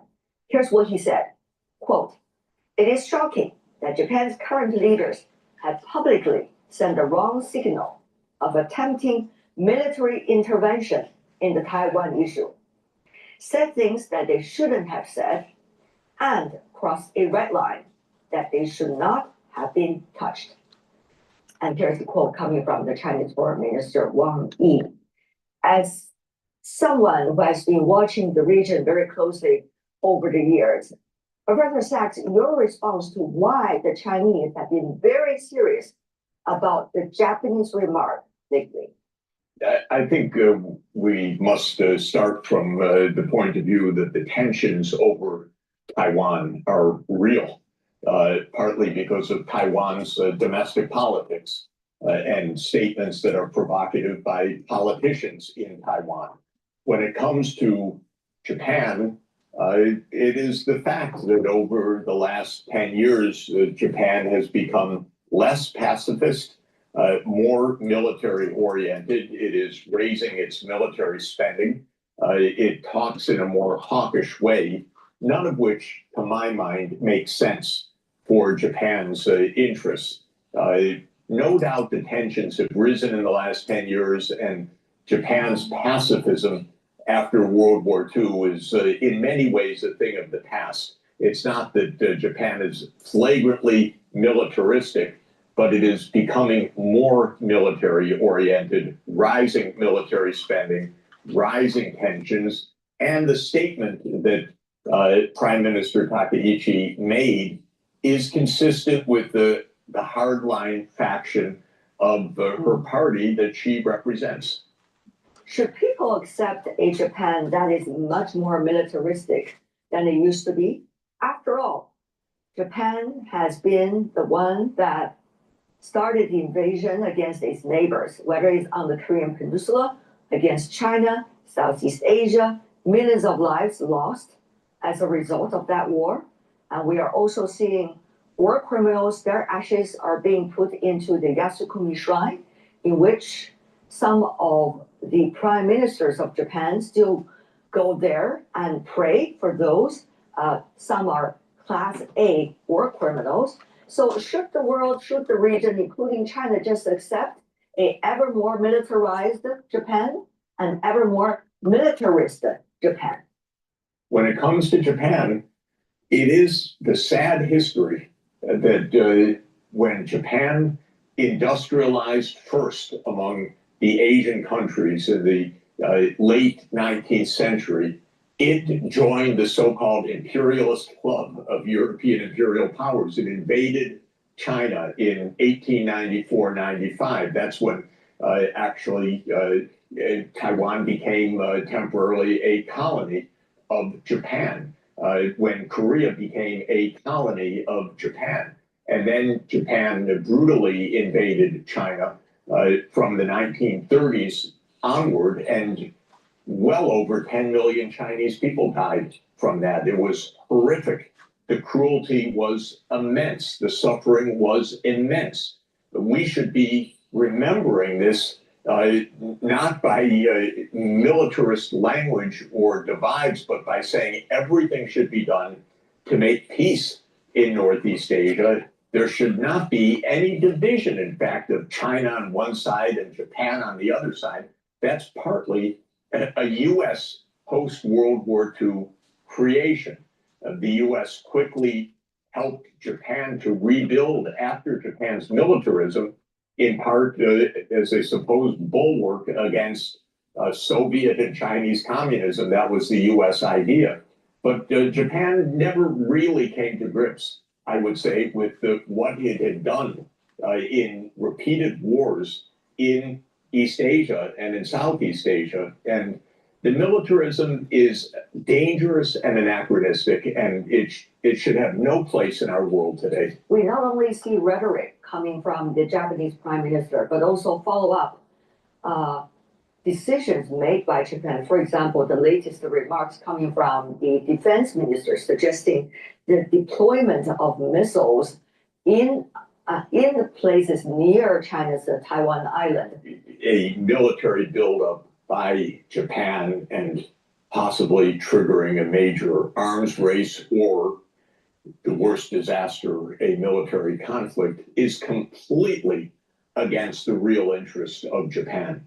It's against the interest of the world. But we're seeing the other way around, Professor. It seems that politicians, especially those domestically weak. For example, the current prime minister, when she came into power, she is having a coalition government, and therefore she's weak. And there's likely to be a parliamentary election not favorable to her coalition. So we see someone who's trying to play with political opportunist approach, and that might be to her interest politically, but certainly not to her country's long-term peace and stability, and not to her neighbors' long-term peace and stability. I think that it also absolutely must be recognized that the United States has a major role in this. The United States, as Japan's security protection, should be saying strongly to Japan, don't go there, don't do this, don't stir up trouble. The United States, as the major counterpart power here, should be saying very clearly to Prime Minister Takaichi and to the Japanese counterparts, do not do this. We don't want another war. We don't want to encourage imprudent behavior by anybody. We don't want to encourage accidents or... No. I totally disagree with him.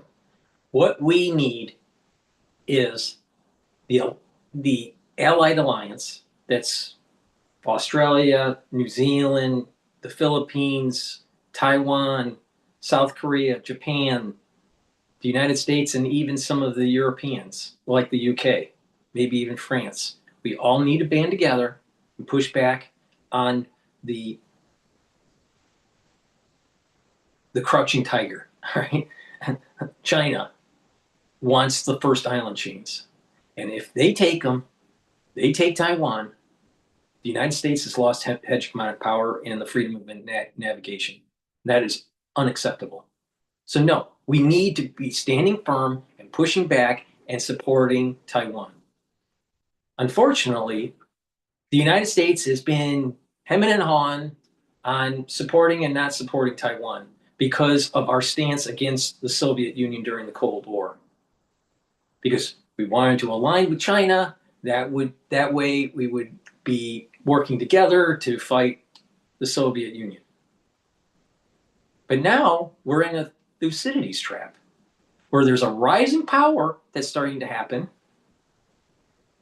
and we're the dominant superpower, the United States. So you have the rising power of China, and the United States may lose its hegemonic power in the Pacific. Now, do we take the lessons learned from Thucydides or not? What are we going to do? We got to pay attention here.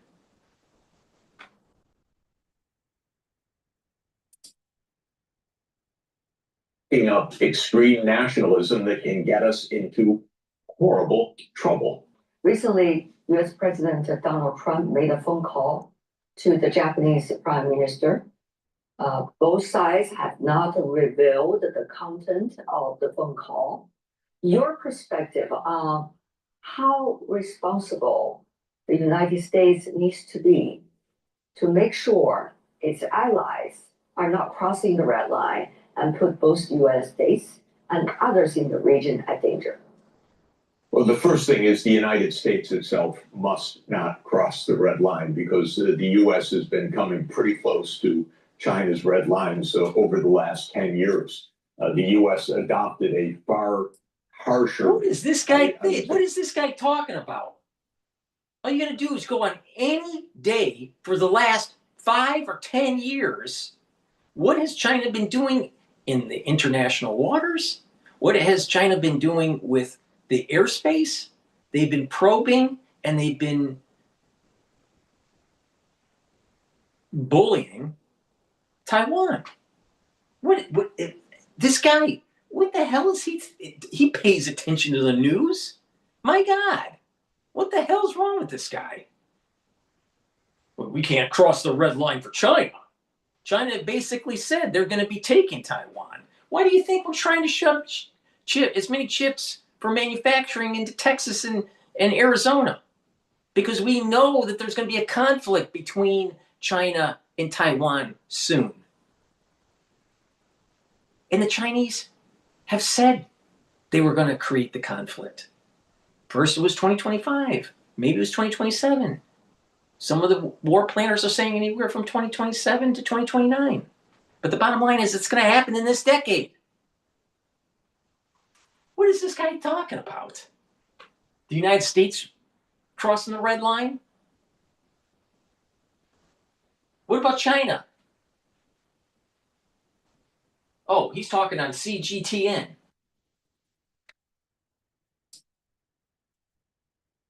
Anti-China policy starting around a decade ago. And Trump's trade war against China this year was part of that. But there has seemed very fragile and very uncertain, but there seems to have been a U.S. stepping back from that in recent months and even in recent days. It seems that the U.S. is beginning to understand something, which is that China's not going to be cowed. China is not going to succumb to U.S. choke points because they don't exist. China holds a lot of potential choke points like the rare earth magnets vis-a-vis the U.S. And Western economies. And it seems that the U.S. has toned down some of its rather harsh anti-China rhetoric, even in the past weeks and days. On the U.S. side, there was no defense of the Japanese prime minister. There was no running to her defense. There was no anti-China rhetoric. Quite the contrary. What the United States has said in recent days is we want to get back to good relations, and President Trump wants to make a visit to China. And so that's good news. This is very important. According to the latest phone call between China and the US president, the Chinese radar suggests that Chinese President Xi Jinping emphasized to the US President Donald Trump, China and the US fought side by side against the fascism and militarism. Now they should work together to safeguard the achievements of the victory in World War II.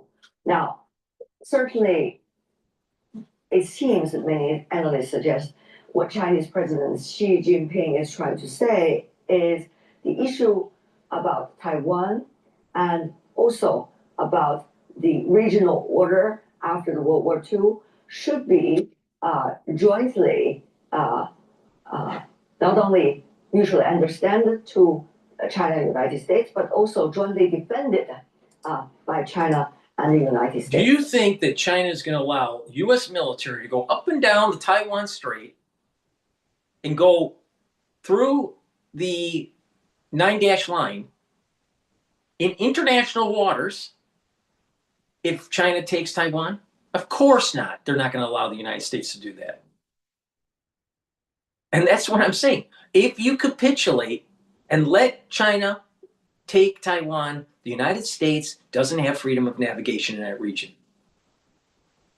Now, I don't know about your grandfather, but mine actually fought in World War II as a CB in the Navy, making sure that the United States won the war.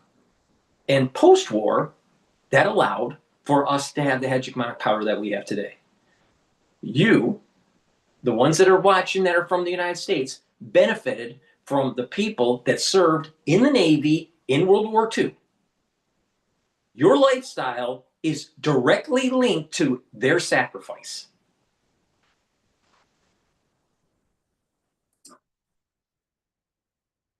Well, I think there's something very profound in the statement, and it even goes beyond the China-U.S. relations. There were actually 4 major powers in World War II fighting together. That was the United States, the Soviet Union, especially mainly Russia, Britain, and China. And this was an alliance against the German-Japanese fascism. And it could and should have continued after World War II. Instead, a Cold War developed. the relations broke down. But what President Xi is rightly reminding us is that the US and China were on the same side in World War II. Actually, I wanted just to add that Russia and the United States were on the same side during World War II. We should remember that. That's not just a footnote of history. That is the possibility of how the great powers could actually, even today, say, we have shared interests. We even have a shared history. We have been allies in the past, and we should be allies, if I could put it that way, going forward.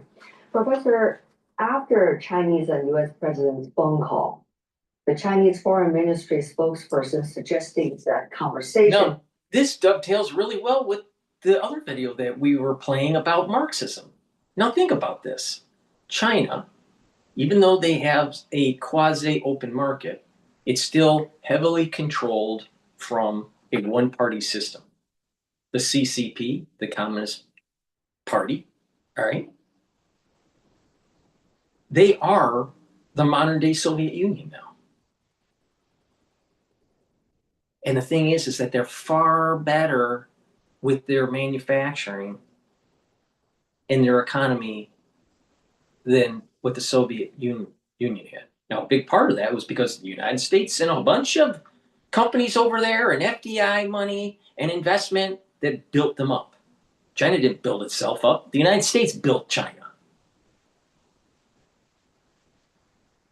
If they succeed with taking Taiwan, then the Marxists in the United States and other countries are going to say, let's just have a one-party system. Let's control the economy. Let's have Marxist light. Not a capitalist society, but a controlled society.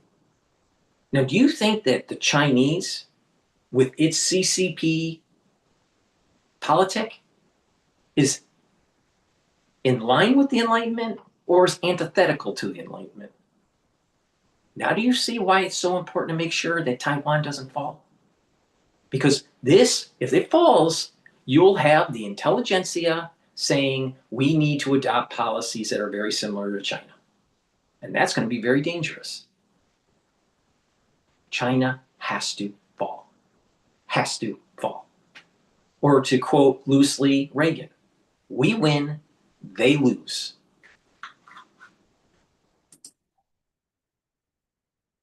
Place on the phone, which lasted for an hour, are three words: positive, friendly, constructive.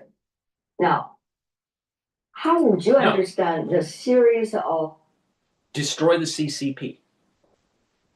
Allow for real capitalism and a constitutional republic to rise from its ashes. That's what needs to happen. And I'm willing to bet if you survey the population, that's probably what they want. But they can't, because it's a top-down government with social scoring and AI and lots of cameras watching you 24/7. Because President Xi doesn't like it when you rise up. Because he's dictator for life.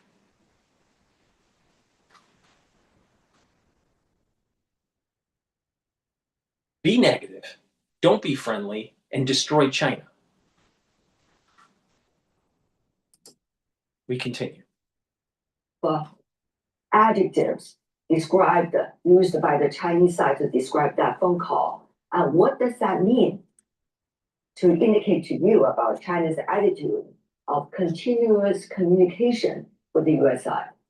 We have a very ambiguous situation right now and a very unstable situation. It has been a decade in which the United States overtly went on a contain China policy. We had the same vis-a-vis Russia. There are hints, again, I don't want to overread it, but there are hints that President Trump, in his own approach, actually wants good relations among the major powers. He often is quite belligerent against small countries, but he has this tendency to see that there should be least a normalcy with the President Putin and Russia and with President Xi and China. I believe, again, we're guessing, but he may be trying to steer away from the overtly neoconservative hardline approach of the past decade. After talking about the phone call by the Chinese side, we also saw a tweet by the US president in his X account talking about the relationship with China, quote, is extremely good, end of quote. How would you understand the timing and also the degree of the descriptions he's trying to put into a public statement?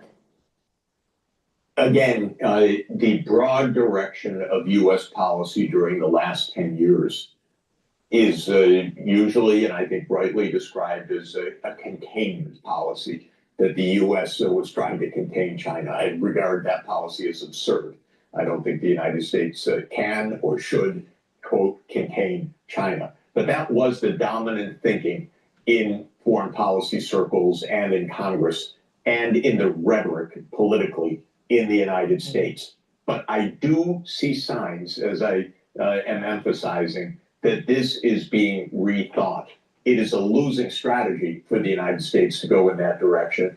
And I think that the United States, at least the foreign policy executive branch, the president, the National Security Council, the State Department, the Pentagon, I hope, are all thinking maybe that wasn't the right thing. We can't win trade wars. We can't win hot wars. We shouldn't go in that direction. I do see a change in tone and in rhetoric and in tweets in recent weeks that suggests to me a kind of reconsideration. But Professor, as you know, there are several concerns from the Chinese side. For example, the technological blockade the U.S. has been exercising against China, for example, about chips and artificial intelligence. There's also the investment opportunities, whether Chinese companies could have equal ones inside the United States. Meanwhile, export bans, and the list goes on. So how do you see these questions coming from the Chinese side being addressed by the U.S. so far? I don't think there's going to be a consistent and stable and open policy for years to come, probably. The mood in Washington is protectionist.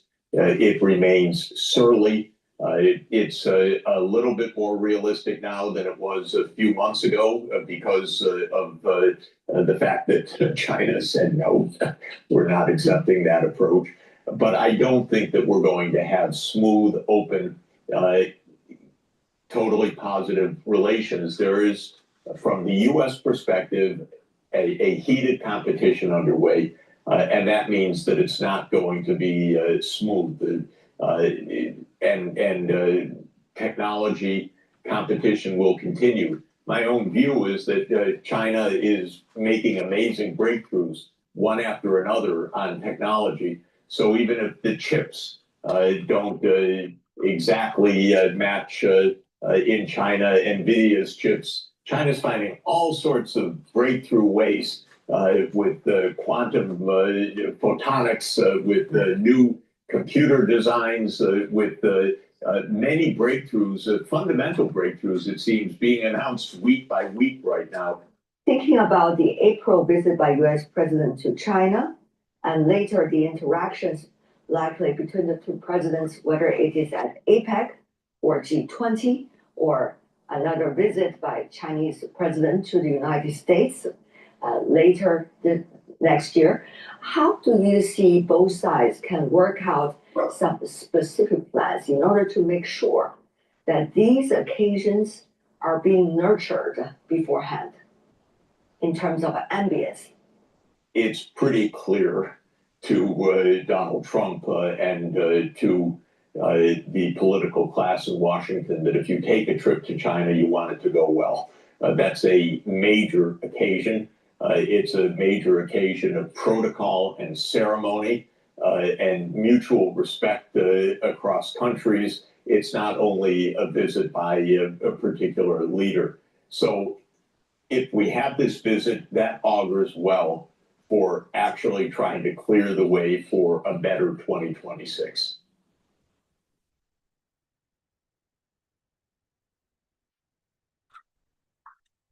All righty.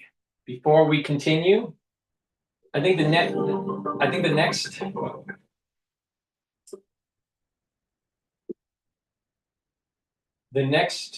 video I'll most likely play is from Cash Jordan talking about looting in LA. Please go to my store, the-studio-reykjavik.com. Get the magnesium and zinc and the vitamin C and magnesium. Magnesium helps with the efficacy of vitamin D3. Magnesium helps with brain function. Vitamin C will help with skin. And also vitamin C and magnesium will boost up that immune system. Magnesium and zinc also helps with brain function and boosts up the immune system and helps with the efficacy of vitamin D3. Stack them together to get a synergistic approach where you're boosting up the immune system, helping with your skin, and helping with brain function. Super important, all right? In the post-2020 crisis, there's an aftershock. And that aftershock involves problems with the immune system and problems with brain function. It's really important very important to take the proper supplementation to improve your neural health and to also approach a holistic protocol where you're detoxifying your body and you are training your mind, learning new things, and also being active. You want to do cardiovascular, resistance training, balancing, and stretching exercises. And that will help with your brain function. Right? You're activating nerves, you're activating neurons, you're activating the cerebellum, you're learning to balance, you're improving your gait. Make sure you do lots of walking and learn new things. And when you do this, you're improving at the micro level the health of the neuron. So please go to my store, the-studio-reykjavik.com, get the vitamin C and magnesium, get the magnesium and zinc, stack them together, take it every day, especially during the winter season. And Good Night Formula. Good Night Formula will help you to get into 3 to 5 cycles of REM sleep and deep sleep. This is very important so you're well rested in the morning. You're detoxifying your central nervous system so the neurons will be healthier. And you're consolidating memory so you can think better. So you'll be able to retrieve your memory. Good Night Formula has tryptophan, melatonin, and GABA, passion flower. By taking this every night, you're improving the health of your brain and slowing down the aging process. And omega-3. Omega-3 helps the cardiovascular system. It's going to help to bring down LDL levels and increase your HDL levels.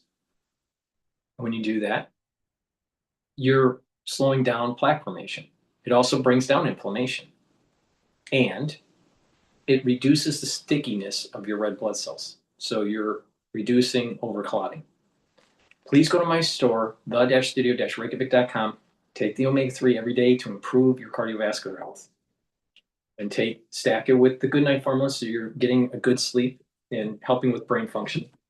And get the magnesium and zinc and the vitamin C and magnesium to improve your skin, help with brain function, and your immune system. This is a very powerful stack right here.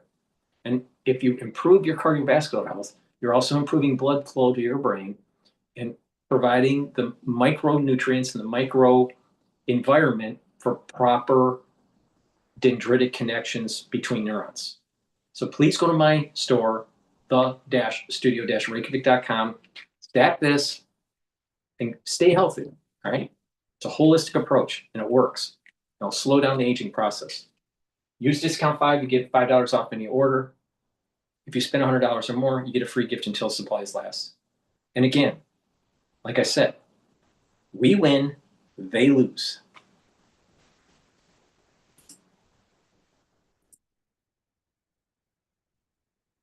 This wild moment when a jewelry store owner On a group of thieves in Madera near Fresno, and this man broke into the store only to be met by the owner who was ready to protect his business. So as California marches down the progressive path of destruction, the law-abiding are taking notice as their businesses, homes, and cars are on borrowed time while criminals zero in on them again and again. Even though 2 months ago, the governor deployed crime-fighting teams which were supposed to end this madness. But how are you supposed to stop the bad guys when your entire sanctuary state harbors and protects them? I can't believe something like that happened in Union City. That is very scary. Her quick thinking, possibly stopping with police there, called an attempted home invasion. The next day, 17 miles away, a chase that Modesto police say led to the arrest of the same suspects. Take a look at this brazen smash and grab. Police say more than 20 masked robbers stormed Side Jewelers after ramming the front door with a car, as you see there. They were in and out in just 60 seconds. Surveillance video shows someone breaking into this truck and stealing it in a matter of seconds. But it's how they pulled it off that has people in Anaheim Hills talking. Preliminary investigation shows that they kind of were in the area for a little while, kind of casing the business. This was definitely meticulous. We need more protection. This is something that it could happen to anyone, and I don't feel safe. Now, other store owners wondering if they will be next.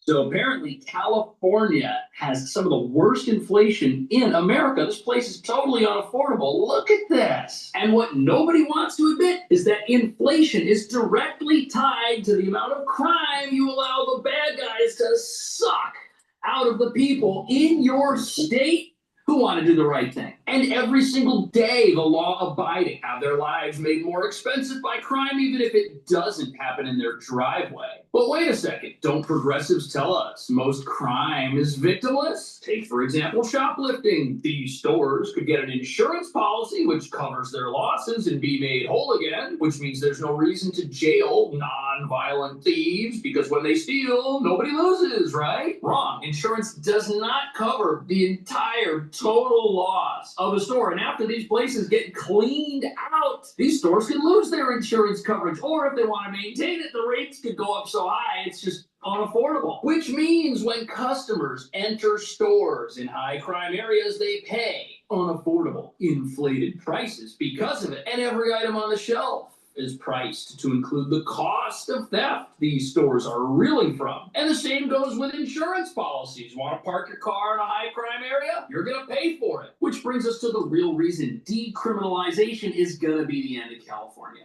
The law-abiding can't subsidize crime forever. Their lives are just getting more and more expensive, and that's causing people to leave. And after enough law-abiding people leave, the only folks left are going to be the criminals. Because remember, this isn't just a state that slaps hardened thugs with notoriously light sentences for behavior that would end with someone wearing a jumpsuit for a very long time elsewhere. It's also a sanctuary which won't turn over international fugitives to the federal government and decides to release them too. Which means if you need a home base to plan and commit crime, California is very appealing. Amazing when you watch the people that are doing this. Who are they? Latinos and blacks. There were 2 more burglaries this morning in Studio City. They found 26-year-old Juan Montez with burglary tools, the bike, and the same backpack seen on security video from at least 20 other business break-ins within the last month. That's wild. 20 burglaries. And this guy's out on the streets. He's free. No consequences. How do you survive when criminals are allowed to do that? On top of that, breaking into over 20 businesses, that makes someone an expert criminal, a hardened thug. And this person has become this way because the law is powerless to stop them. There are no consequences, unfortunately, because jail just isn't something they're worried about. When are they going to learn their lesson? Burglary number 21, burglary number 22. This doesn't make any sense.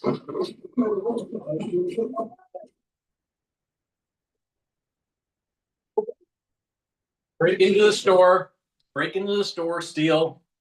Goes back to what I was saying. God, country, and family. People don't do this if you have God, country, and family.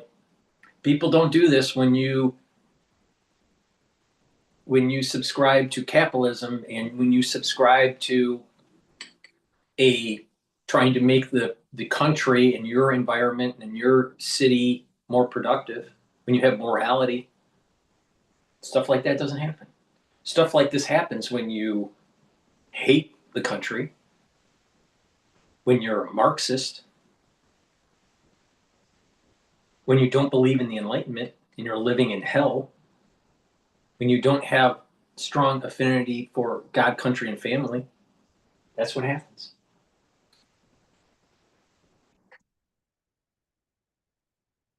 People like this that do this type of stuff, they're sacks of shit. They don't deserve to live. They're sacks of shit.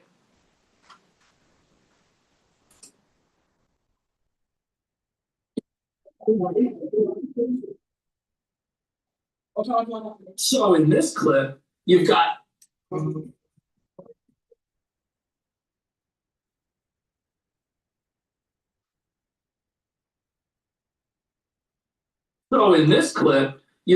criminal instigators who rip open the doors to this 7-Eleven, and then you got a whole bunch of people who flood in and start stealing stuff. And you've likely got the ringleaders of this operation, and then you've got people that are tagging along, learning the ways of the criminal underworld, all experiencing together the lack of a police presence and the lack of any consequence for this awful behavior. And this is how you get repeat robbers who just don't stop. But what about the idea what do you that see there? insurance mean? What do you see there?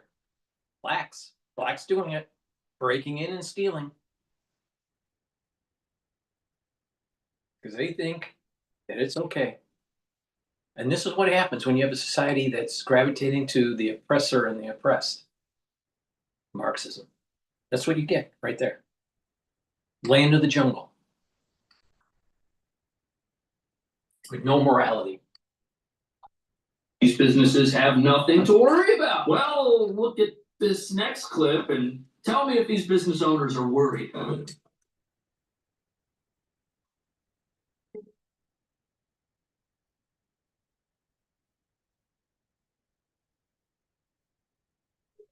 Right, so why would a business owner board up their store if they've got insurance and if they're not worried about crime? Why would they do that? Because they are worried about it. Because insurance doesn't cover everything. Because if these places get cleaned out, some of them may never come back. That's why. And progressive criminal sympathizers who don't understand how the real world works just can't believe why this is happening. They think criminals should be free to roam streets because what they do is victimless. Nobody suffered. But that's not true. And it's this lax attitude towards crime that recently drove one store owner over the edge. You know, I was just backing up some of the clips used to make this video, and then it hit me. We trust big tech companies with our entire digital lives, our files, our photos, our videos. They can see everything we've got.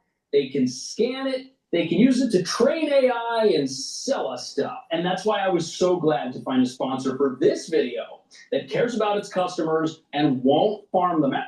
Surveillance video captured this wild moment in Madeira near Fresno. This happened on Thursday when the masked man broke into the store, only to be met by the owner who was ready to protect his business. Those thieves ran away with about $170,000 in jewelry. Police were able to recover the getaway car, but not the thieves yet. This is crazy. So this store, it's 5:30 in the afternoon, according to the security footage, November 13th. Look, they got bars on the windows. There's a security camera. They've likely got insurance. They're doing everything right, but the thieves still took this place for over 6 figures and got away. No arrests. And you know what? These criminals, they're using the same, move in, move out tactics that are being used at 7-Elevens. It's like thieves are honing their game on a candy store and then taking their skills to a jewelry store. And this is only happening because these individuals never get stopped. No one's stopping them at the candy store. No one's stopping them at the gas station. Nobody's stopping them in your driveway. And some of these folks, unfortunately, decide not to go out and to get real jobs, but to go bigger and better in their minds, which just allows them to devastate the very communities decriminalization and sanctuary laws claim they make better. preliminary investigation shows that they kind of were in the area for a little while. We would say in our field casing the business. This was definitely meticulous. Wow. So go figure. Dangerous criminals who fear nothing are staking out businesses and they just stay on the streets robbing them. These are not people who are going to pursue any life other than a life of crime, because it is a life of crime with no consequence. And if they don't rob this store, their friends are going to go rob the store. So they're actually under pressure from the rest of the criminal element in California to hit these places as fast as they can. It's terrible. You've got criminals competing with each other to see who can prey on the law-abiding first. And look at this, how unaffordability is surging in places that do not punish criminals. Inflation is the result of real-world policies that drive up costs, and the Golden State policies are toxic. Of the 5 worst regions, 3 are in California. But if you want to force up insurance rates for businesses, don't stop criminals. If you want to force up insurance rates for people to insure their vehicles, don't stop the robbers. And if you want to raise prices at every single business that somebody needs to shop at, whether it's the grocery store or the jewelry store, let those places get hit so often that when a store owner puts a case of tomatoes on the shelf, they have to say, gee, how many of these are going to get stolen? Okay, add the loss factor into the price of these and let the law-abiding pay for it. Says people are using new tech. This Black Friday gift is my favorite dentist hack to clean my retainers. If you wear a retainer every night like I do, you know how hard it is to keep it truly fresh and clean. Pay for it. Says people are using new technology to steal high-end cars and trucks. In this case, they stole a truck with help from a tablet made for locksmiths. Watch again. So you see him walk up to the car. First thing he does, he actually checks the handle. Checks the handle first, sees the car's locked. So then he heads over to the back window and he uses a window punch to break it. Once that happens, because there's tint on the window stays intact and he's able to peel it off and climb in. And then he's being handed a locksmith tool, a computer device that plugs into the computer system in the car, so you can quickly reprogram it and turn the car on so you can leave with that truck. Yeah, I don't think it's the fault of the owner for installing window tint that peeled off easily. I think these guys were getting into that car one way or another. And the fact that they can just walk up and do this and reprogram a vehicle and just drive it away and nobody gets caught is maddening. On top of that, these cars that get stolen out of people's driveways, these are the cars that are used in these crazy crash and grab robberies. These are getaway cars that robbers use to commit other crimes. And if you won't stop auto theft, you're going to have massive unaffordability everywhere, because those are the cars people are driving around when they do everything else they shouldn't be doing. Terrifying surveillance video showing the moments police in Northern California say a girl spots armed suspects outside her home who suddenly run after her. Where did they get the car? Police say the girl got inside the house and told her family to call for help. The suspects running away. I can't believe something like that happened in Union City. That's wild. That is very scary. Her quick thinking, possibly stopping what police there called an attempted home invasion. The next day, 70 miles away.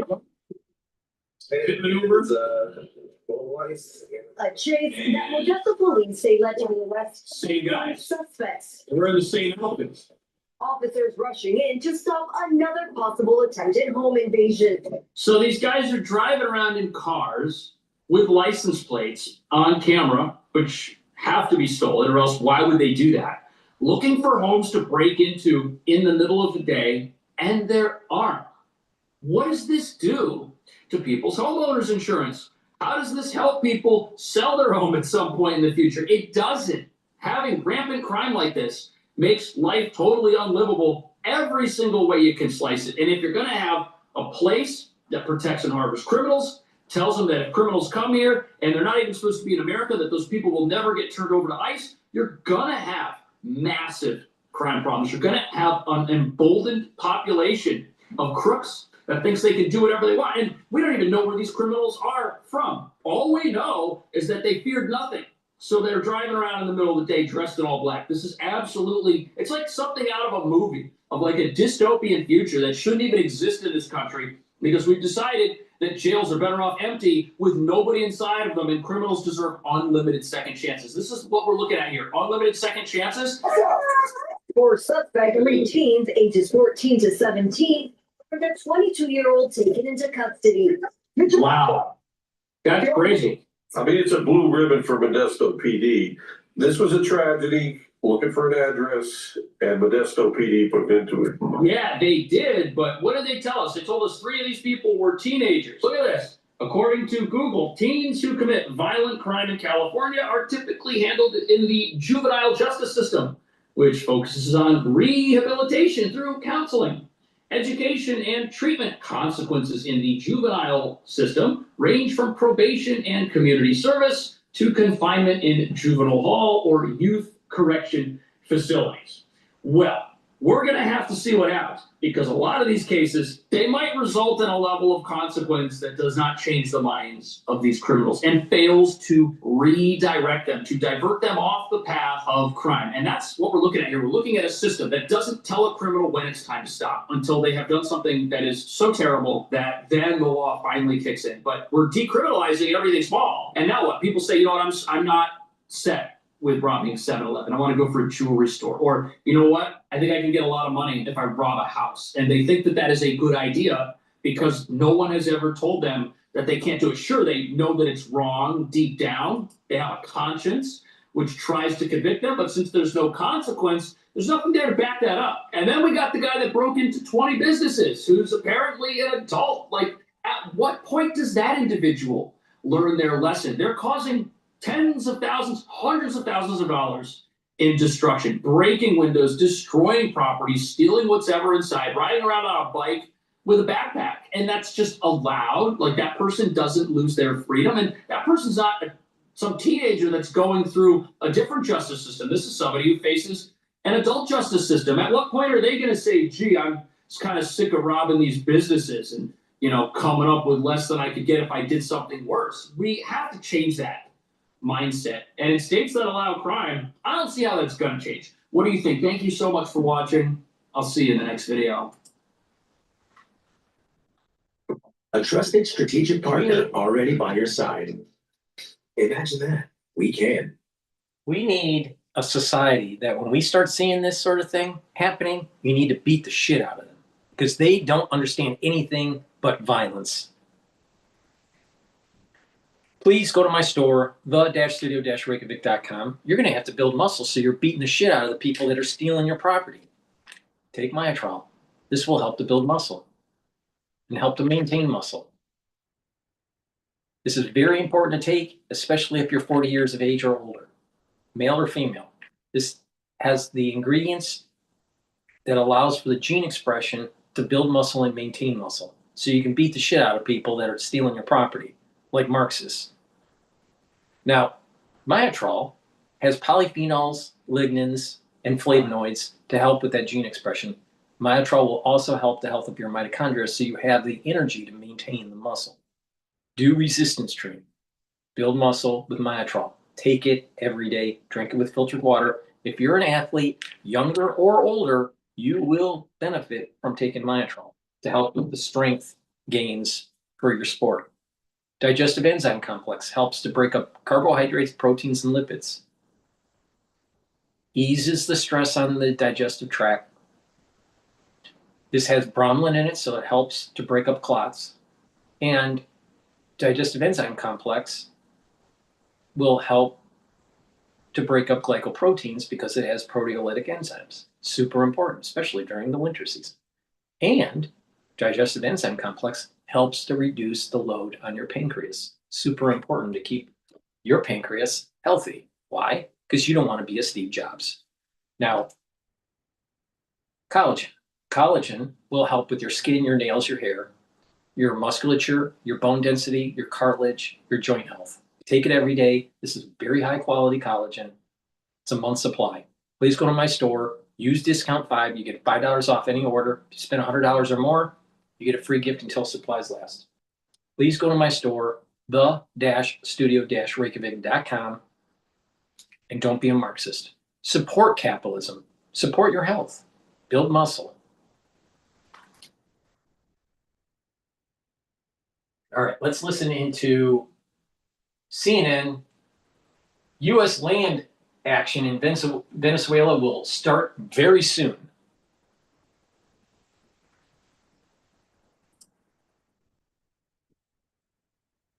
The United States will strike inside Venezuela, quote, very soon. He made the statement while speaking to members of the U.S. military at Thanksgiving phone call. Have a listen. In the recent weeks, you've been working to deter Venezuelan drug traffickers and would sell many. Of course, there aren't too many coming in by sea anymore, if you probably noticed that. We'll be starting to stop them by land also. The land is easier, but that's going to start very soon. We warn them. In 3 Stop days. sending poison to our country. The US has killed more than 80 people in strikes on alleged drug trafficking boats in the Caribbean. The administration has offered no proof that the vessels were actually carrying drugs. Alejandro Velasco is a historian and associate professor at NYU. He's joining us from Amherst, Massachusetts. Thank you so much for being here. How are you doing? Yeah, thanks so much for having me. Thank you for being here. Let's get into this. President Trump says the US is preparing to stop Venezuelan drug traffickers by land very soon. How seriously should we be taking this language? And what does it signal about a possible shift in strategy? That's a great question. The reality is that over the past 2 weeks, what we've seen is very contradictory discourse coming out of the White House. And in fact, other members of the administration, we have some hawkish elements every day seeming to either leak or directly state that they seek greater intervention in Venezuela directly. And of course, we just had the recent naming designation of the so-called Cartel de los Soles as another escalation into that end. On the other hand, Trump has also said that he's not really interested in necessarily an intervention. He wants to talk with Maduro. Maybe there's room for negotiation. So, right now, this all seems like part of a larger psychological operations game or warfare to see if Maduro breaks. The US now has more than a dozen warships and 15,000 troops in the region. How unusual is this level of force around Venezuela, and what message is Washington trying to send? Yeah, it's unprecedented, is what it is. Certainly, it's the largest deployment outside of planned military exercises in the 21st century.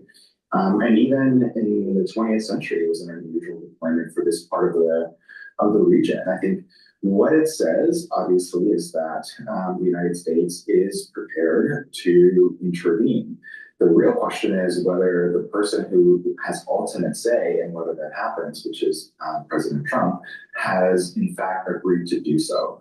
But he's positioned to be there, and to some extent, the fact that there is this massive deployment commits some kind of intervention, because without something changing in Venezuela, this might actually be seen as a victory for the Maduro government. Well, while we're talking about things changing in Venezuela, the administration here has just designated Maduro and his allies as members of a foreign terrorist organization. What does that actually mean in practical terms? It basically gives the administration more legal leeway to take actions that might not otherwise be permissible in a context of war or pre-war, if you want to call it that. It means that it has a greater arsenal and repertoire of action and engagement for people that it considers or designates to be part of this cartel. It also means that it doesn't have to provide nearly as much information, either certainly to Congress, which it already hasn't provided enough information, but to the judicial system. And so it allows for a greater range of action than has been the case. Can you tell me, how are Venezuelans viewing this build-up, and what impact could Trump's comments have on Maduro's domestic standing? Venezuelans have been through a lot, not just over the last 5, 10, 15 years, but really over the last 25, 30 years. The state of heightened crisis has almost been a kind of status quo. And so Venezuelans are going about their lives. Obviously, my friends and family who are there are anxious or concerned about potential actions. Some of them are moving if they feel like they're close to military targets. They're finding elsewhere to stay. But for most people, it's getting into the holiday season, and so they're trying to live their lives. But it has also had a significant impact because the U.S. has also said that airlines should not fly into or in Venezuelan air territory. And so many airlines have not canceled flights. And so that's affected the plans of many Venezuelans that they had, especially for holidays, to travel. And so it's definitely an impact.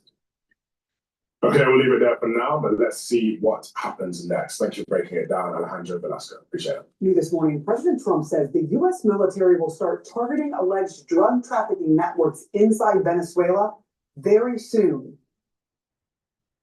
We've almost stopped. It's about 85% stopped by sea. You probably noticed that people aren't wanting to be delivering by sea.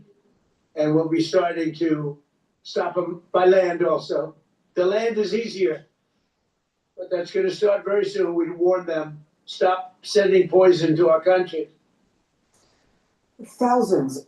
When your severe asthma says you can't, Tespire says you can. Tespire is a pet treatment for people 12 and over that helps you prevent attacks and relieve asthma symptoms. Tespire is not a rescue medication. Serious allergic reactions may occur. Get help for swelling of your face, mouth, tongue, trouble breathing. Rash or eye allergy can happen. Don't stop asthma treatments without talking to your doctor. Tell your doctor if you have a parasitic infection or your asthma worsens. Avoid live vaccines. Sore throat, joint, back pain may occur.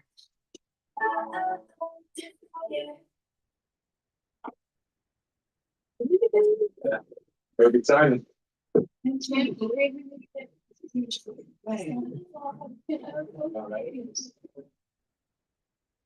Thousands of U.S. troops and more than a dozen warships are in the Caribbean, in the waters off Venezuela. You were seeing the strikes, some of those strikes that have happened in the waters off of Venezuela. They've been carrying out those deadly strikes for weeks now. Joining me now, CNN senior military analyst and former NATO Supreme Allied Commander Admiral James Stavridis. Thank you so much for being here this morning. All right, President Trump is saying that he will soon stop the Venezuelan drug trafficking by land. Do you read that to mean he's talking about troops on the ground? I mean, what else could it mean? I think it sounds like boots on the ground. I was just reading an email I got from a Vietnam War veteran who said the four most frightening words he can imagine a president saying are, "The land is easier," meaning once you start putting boots on the ground, it gets a lot harder than dropping bombs from the air or launching missiles from the sea.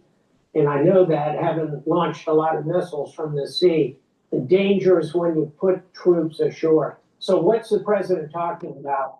I don't know. I hope it would be very limited kind of incursions, perhaps against drug labs, maybe going after some leadership targets. I could sketch those out in greater depth, Sarah.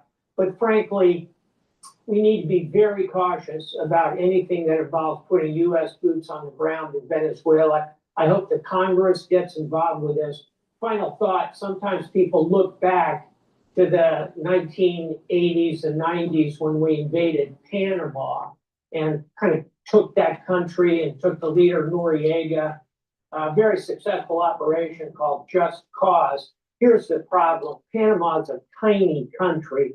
Venezuela, it's twice the size of California. It would be a big military operation.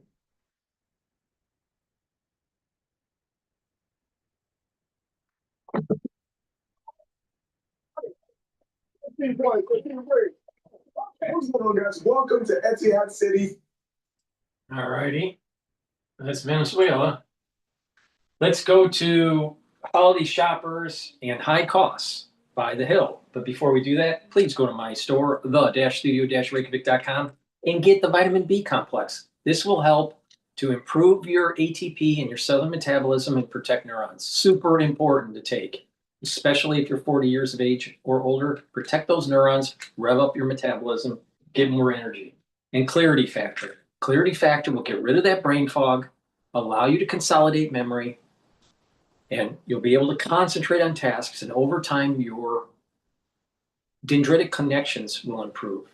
You'll have better positive neuroplasticity. You're going to be thinking faster. You're going to have better memory. You're going to be able to concentrate. Make sure you drink it with filtered water. Take it every day and learn new things.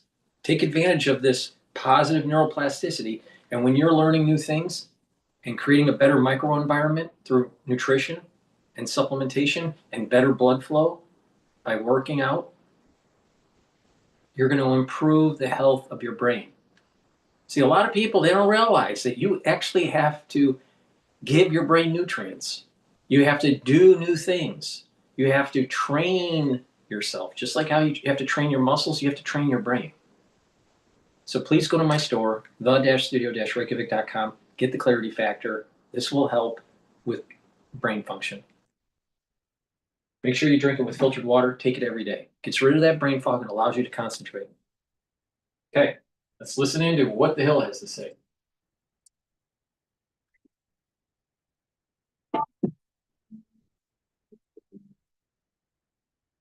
Lindsay, what is in your lens today? Let's talk about this holiday lens. So walk into any coffee shop right now and you'll hear it. The whispered, half-joking panic of people clutching their first holiday lattes. Isn't it too early for this? Maybe, but the real sound underneath that question is a kind of financial dread, because this year, the holidays aren't just twinkly lights and matching pajamas. They're a mirror. And what they're reflecting back is a widening gap between those who could still afford to go big for Christmas and those quietly scaling everything down. Bank of America calls it a, quote, tale of two wallets. And that feels about right.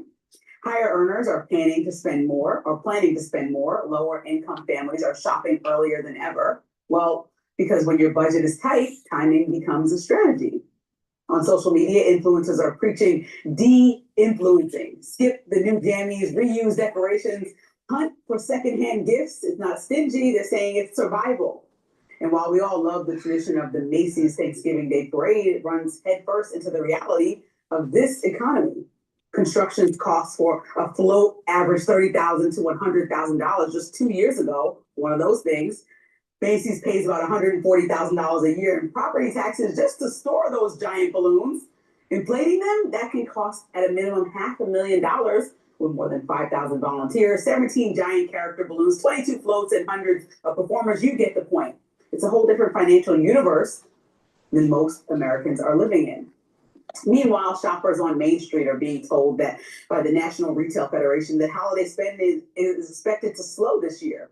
Tariffs, grocery prices, interest rates, everything is squeezing budgets. And it's changing how people talk about Christmas and, frankly, how they talk about politics. Days before President Donald Trump was sworn in for his second term, he promised to bring down the prices Americans were feeling at the gas pump and grocery store. But now he's defining a kind of freestyle capitalism. Tariffs here, deregulation there, government ownership stakes in private companies, without, according to experts, a clear logic. Take economist Marina Mazzucato, saying Trump's policies are, quote, more like an idiosyncratic hodgepodge, adding, quote, Trump is not asking what the problems that need to be solved are and how we can have public investment to solve those problems. He's just kind of throwing money around and imposing tariffs and taking these equity stakes in dismantling things. And voters have noticed. Exit polls from the 2024 election showed that Trump's message on prices resonated deeply with people making under $100,000 and with voters that don't have college degrees. But in the November off-year elections, those same working class voters turned around and elected Democrats in every single race where they were running, from moderates like Abigail Spanberger to Democratic Socialist Mayor Zohran Mamdani. Their message? Affordability. Because something real is shifting. Wage growth for low-income Americans is at its lowest in decades. The top 10% of households now accounts for nearly half of all consumer spending. Nearly 93% of all U.S. stock is owned by the wealthiest 20%. And first-time homebuyers, as we talked about earlier, hit an extremely high age and not a good milestone. That's a warning sign. So yes, the holidays are always emotional, but this year they're also a forecast of how many people feel, or how people feel about their future and their finances. And maybe, just maybe, what kind of mood they'll be in next time they step into a voting booth. I don't think you can Before we talk avid Big Ten blood drive ideas, let's get in the competitive spirit with the scavenger hunt. I worked all weekend on that. Save lives and help win your school $1 million. Okay, it's in your nature. Food security is national security. Phosphate powers America's farmers, but global competitors like Russia and China. I don't think you can separate the feeling that people have about spending, finance, income this Christmas, being 11 months into President Trump's term, and how they're going to feel when they are voting. And I understand the elections earlier this month were not like a major midterm election or a major year where a president's on the ballot, but I think it shows you frustration because maybe President Trump overpromised and underdelivered. Well, I like some of what Trump is doing. And this is what I always say. I like some of it and I don't like other aspects of it. You called it freestyle capitalism. The capitalist aspects of the Trump agenda, I agree with. Not all of it is capitalism. Tariffs are not capitalism. Tariffs are the opposite of capitalism. The government taking an ownership stake in certain companies is as far from the opposite of capitalism as you can possibly get. Actually, that's socialism. When the government owns, runs, and centrally plans and manages aspects of the economies, including controlling certain firms, that's just socialism. Capitalism is no, government's hands off, let the firms compete, the best one wins, let trade flourish, let us trade with firms in other countries. That's capitalism. So it's not freestyle capitalism to me. It's the opposite. It's managed trade. It's state capitalism. And state capitalism, another word for that is corporatism, and another word for that is socialism. Well, the word that we use in comparing President Trump to Mamdani is a great segue because I see that you're comparing the two. Their economic program they're similar. My taste. That's kind of interesting, but I think when we're talking about the fact of the matter is that perhaps the president was, it's either one or two things. Either he was campaigning on something that he didn't plan to do because the prices are not down, or his policy is so erratic and break away from the traditional norms of the Republican Party that everybody is wholly confused. And it's not a situation where the whole country is suffering together because we're in some state that we can't get out of. It's a situation where rich people are getting really wealthy and more rich. And then poor people are getting more poor and more uncomfortable. And so when I say things to you about, and I know you're about to blow your top over this one, but he's building a $300 million ballroom and poor people are getting poorer, and we're watching that happen. You cannot be frustrated when I say he's out of touch as a president because he's up in that 1%. But he also of people that he's probably made richer within the last year with his policies. Good, that are not. I hope rich people continue to get richer. But people in America are suffering. And so what are you doing for the everyday American that voted for you? You can't win with only the rich people voting for you. Well, the Democratic solution is the reality of the situation is there's a lot of people that have money in the stock market. If these really wealthy people are making more money because of an appreciation of their stock, guess what? So do the investor class. All right. And this is the reason why there's the haves and the have-nots. The haves and the have-nots are primarily due to ones that have invested and ones that have not.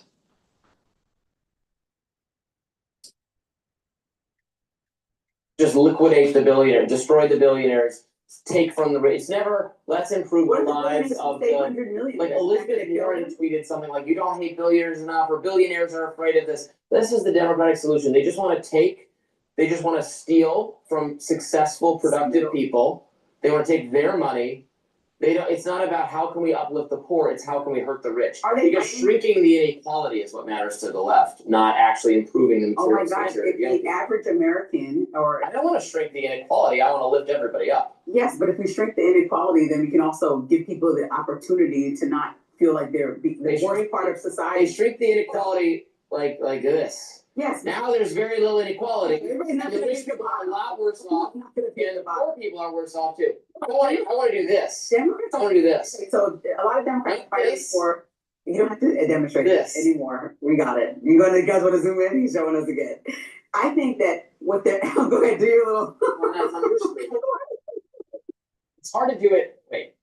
Yeah. Okay. So the point is. We'll do little hand gestures. If we make sure that we are making opportunities for people that are let's say, entry-level candidates or people that are low-income earners to earn a fair share, which is what a lot of Democrats are often fighting for higher wages and things like that, then that would mean that maybe the billionaire, 100 billionaire is like a 90 billionaire, but everyone down here is able to make a little bit more to afford groceries and everyday items. And so our society is not in a state of struggle. That means the top 1% will only be gaining all this money with it not trickling down, because a lot of people say and have looked at a trickle-down theory as a failure. No society that tries to make the poor people better off by mass confiscation or management of the wealthy people's riches succeeds. It's not confiscation. It's asking people not to take advantage of the lowest paid workers. Love asking people. Yeah, exactly. Hopefully people will do the right thing. That's true. I live my life with a moral compass. So I'm hoping that people that are 100 millionaires should find an opportunity to take away maybe 10 of those million and try to give, like, it's not a zero-sum game. It's not a pie that has a finite. We can create more value and more jobs and more opportunities by having the government be more hands-off. And that's what will improve the material living conditions of the poor or of the lower class when there's better job opportunities, better economic opportunities, when the prices of things go down. The prices of things usually go down because capitalism is working, because people are competing to offer you a better fridge or a cheaper fridge or a fridge that does more and it improves your life. The fridge costs less than they used to, cars cost less than they used to, TVs cost less than they used to. All those sorts of things, they go down in price, not because the government takes money from some wealthy person and subsidizes making that more expensive. They also go down in price. The market competition drives the price. They also go down in price because of how cheaply they're being made, because companies are so greedy that they'll go to other countries and abuse laborers to make them for extremely cheap prices, then bring them over here. Yes, there's been plenty of, we can talk fast fashion, we can talk about appliances, yes. We go overseas and charge. Those people are dying, literally dying to get those jobs. They want those jobs because there's so much poverty. They'd rather do them. No. Well, then it's the choice. The alternative is starve. Starbucks is apologizing after its new cup got customers worked up into a frenzy. A Starbucks cup? I didn't see this. We'll be right back after this. All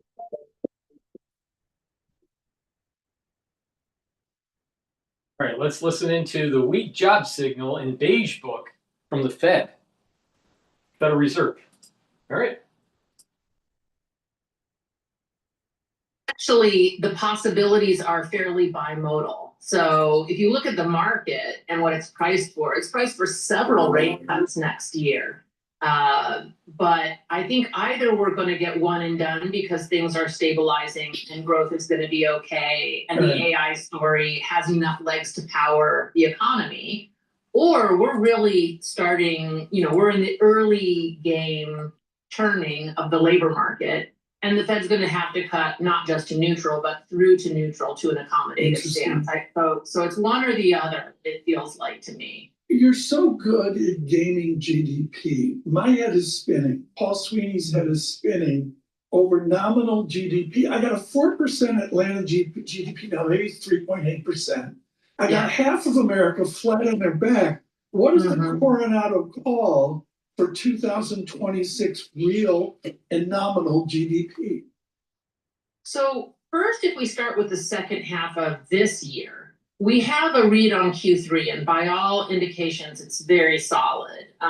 But early indications are Q4 is that it's kind of squishy. The consumer auto sales have dropped. I'm not sure what Dana told you on the holiday season, but people seem to be price sensitive, price conscious, budget conscious, not hunkered down in a corner, but not booming. And so I think we're going to see strong Q3, subdued Q4. On average, we'll see an economy that is downshifted from last year on balance in 2025. And one of the reasons this is happening is structural. We've chosen a restrictive immigration policy that means basically no labor supply. So no labor supply, no jobs, less growth in paychecks and income, and a slower economy. And I think that will prevail into 2026, a lower trend growth rate for the US, even assuming some solid productivity tailwinds. You're still looking at growth with a one handle, maybe a low two handle, not a three handle. Julia, so what do you think is receiving the priority from the Federal Reserve these days? The labor market, the inflation environment here? Is there one thing that's front and center for the Fed here today? Well, it depends on who you ask, doesn't it? So there are a lot of people, there's 19 people on the committee, and they all have very different views of the world. It looks like the leadership, Chair Powell, President Williams, are coalescing around one more rate cut this year, an insurance rate cut, because you're highlighting the tension they face. You've got inflation that's not soaring or even necessarily accelerating in a meaningful way like we saw in the pandemic, but it's too high. It's running it closer to 3% than 2%, and it's not making any progress, and we don't expect any progress in the foreseeable future, or at least not next year. Not much progress, given the tariffs are still coming through. And that's a worry, not that inflation's getting out of control, but it's going to get embedded in the economy and people's behavior and people's psychology, and we'll get stuck at 3 and not get to 2. On the other hand, the unemployment rate's been creeping higher by 1/10 each of the last 4 months. Usually when we see this kind of movement, we get a break higher in the unemployment rate. The labor market cracks, we reach a tipping point, and all of a sudden we're looking at a recession. Can we do a Friday Audible? Sure. On television, on radio worldwide with Julia Coronado, a surveillance audible. Okay, Julia, you're defined a Dallas Fed. Dallas Fed owns the southern border. I am as guilty as anyone of ignoring Mexico and focusing on Canada because I need the Montreal Canadiens to find an enforcer. Julia, help me with Mexico and the tariff. What's the dynamic right now with Mexico given tariffs? Well, you know, Mexico had been poised to be a beneficiary from this friendshoring or these reglobalizations or deglobalizations, in the sense that it's, you know, right next door. It's one of our largest trading partners. But the Trump administration has, you know, gone after our closest trading partners, Canada and Mexico, you know, really kind of trying to ensure that some of that channeling of trade by Chinese companies through Mexico doesn't sort of sneak in the door. But of course, that leaves Mexico really struggling. Mexico's doing okay, but they just put out their growth forecast, and it's pretty subdued for next year. So the trade wars, the immigration policy, the frictions between the US and Mexico are not great for the Mexican economy, and are not great for Texas, to be honest. Texas is okay, but usually Texas is a bright, shining star. I'm living here in Austin, and you know, the Texas economy it's okay, but it's not the bright, shining spot it used to be, because all of these things, the trade wars, the immigration policy, really do hit Texas hard too. Interesting. We talking about the unemployment rate. It's at 4.4%, I believe, right here. Is there a number, Julia, where the Fed just says, "Oh boy, we've got a labor problem"? 5.5. Well, I think, you know, we're above their longer run estimate of 4.2%. I think once we start heading north of 4.5, and it's not just the level matters. So I think we're at a level that's 5.5 is the worrisome. problem. When we were saw the unemployment rate rising last summer, we were rising from such a low level that it was kind of hard to worry too much about it, right? We were going from 3.4 to the low 4s. That was sort of more of a normalization in conditions than a weakening. Now we're at the low 4s. We're at sort of neutral or longer run, and we're rising. Think about it.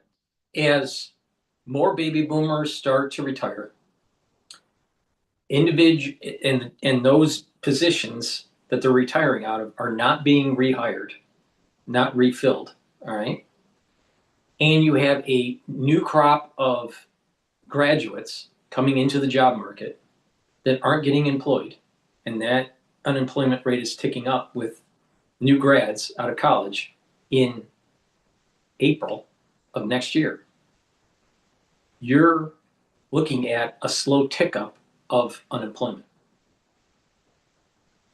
And if we're at 4.4 and you have more individuals getting out of the job market because they're retiring, they're baby boomers, and those positions are no longer filled, and the number of jobs are slowly starting to go down, the new crop of people coming out of college, they're not getting hired.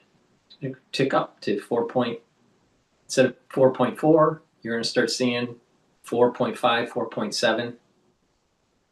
And then people are going to be complaining that they have to pay for their college education, right? They're suppressing their consumption, and forecasts for sales start to go down, and then there's further decline in new hiring, or maybe even some layoffs that take place, and then it'll tick up until instead of 4.7, it'll go to 4.95 into the end of the year, and then you go into 2027, and then all of a sudden you start seeing you're getting above the 5 mark and inching towards 5.5. This coincides, what we're seeing right now coincides with what I was saying, that on September 11th of 2026, there will be a curse in the world because of the fracturing of society, that people cannot get along. And it's at all levels: religious fraction, political fraction, it's socioeconomic, doesn't matter what it is. There's just so much strife, so much hate, so much conflict, that there's going to be a curse that is a worldly curse. And how do you get people to capitulate? You take away their means of livelihood. That's what's going to happen. It's going to start on September 11th of 2026. And it's going to go into 2027 through October of 2027. And we're starting to see the beginnings of this happening right now. Labor market that's clearly loosening. If you look at, like, say, the Conference Board survey of consumers, consumers are getting gloomy about the labor market. If you look at nominal wage growth, the Indeed wage tracker is what we have on the most timely basis, showing wage growth decelerating below the rate of inflation. These are indications that the labor market is not just balanced, but weak. She's got me going here. Okay, I mean, Tom Purcell's over at Pigeon. You know, even in the cold weather, he takes the Hinkley boat down the Hudson River to go to Pigeon in Jersey City. Okay, you just said it, Julia. The real wage is flatlining, declining, however you want to describe it as well. You're telling me the Fed is going to look at that and ignore it to worry about inflation dynamics? I don't buy it for a minute. No, and you shouldn't, because if this continues, then the Fed will cut, and it will cut in December. It's poised to cut in December for exactly that reason. So as the economy starts to falter, and you have unemployment starting to tick up, Federal Reserve starts to lower rates. It tries to stimulate the economy, but the jobs aren't there. And usually you want to tighten. You want to increase your rates to cut inflation, but they're lowering them. They're lowering rates, so inflation is going to go up. So what's going to start? You're going to start seeing in 2026, inflation ticking up, unemployment ticking up, and a curse is starting to emerge. How are you going to get out of an economy that is higher inflation and higher unemployment? It's hard. It's hard to get out of that. It's easy to get out of low inflation, high unemployment, or high inflation and high employment.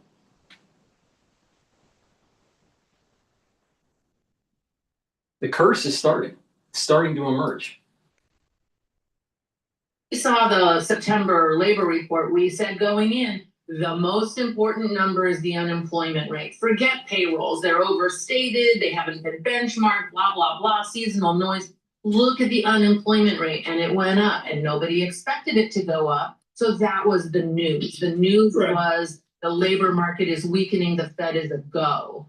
And that looks to be where they've landed. And yeah, I think, Tom, that the trick is the committee is in such a hawkish mood because the GDP tracking is so strong and the economy seems basically okay. The stock market's at the highs. So what's the big deal? Meanwhile, I've got an inflation problem. But if this labor market problem keeps creeping in and those cracks keep deepening, of course the Fed is going to pay attention to it. Joy is very hard to come by whenever you're going through something like this. All right, so what we're going to do now is play a CNN clip talking about Zelensky's top advisor resigning. Please go to my store, the-studio-reykjavik.com. Get the drops. These are made from structural nanosilver. If you have a throat irritation, take them right away to mitigate that throat irritation. Super important during the winter season and also the allergy season in the spring. And get some of these for a stocking stuffer for gifts. Be prepared. Get a few bags for your household and for work. The moment you have that throat irritation, take the drops. They work very effectively.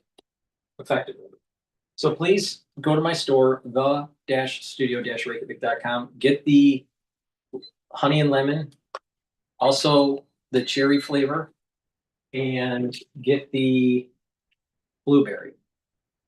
Very high quality. Get a few bags for your household. Use discount 5. You get $5 off any order. If you spend $100 or more, you get a free gift until supplies last.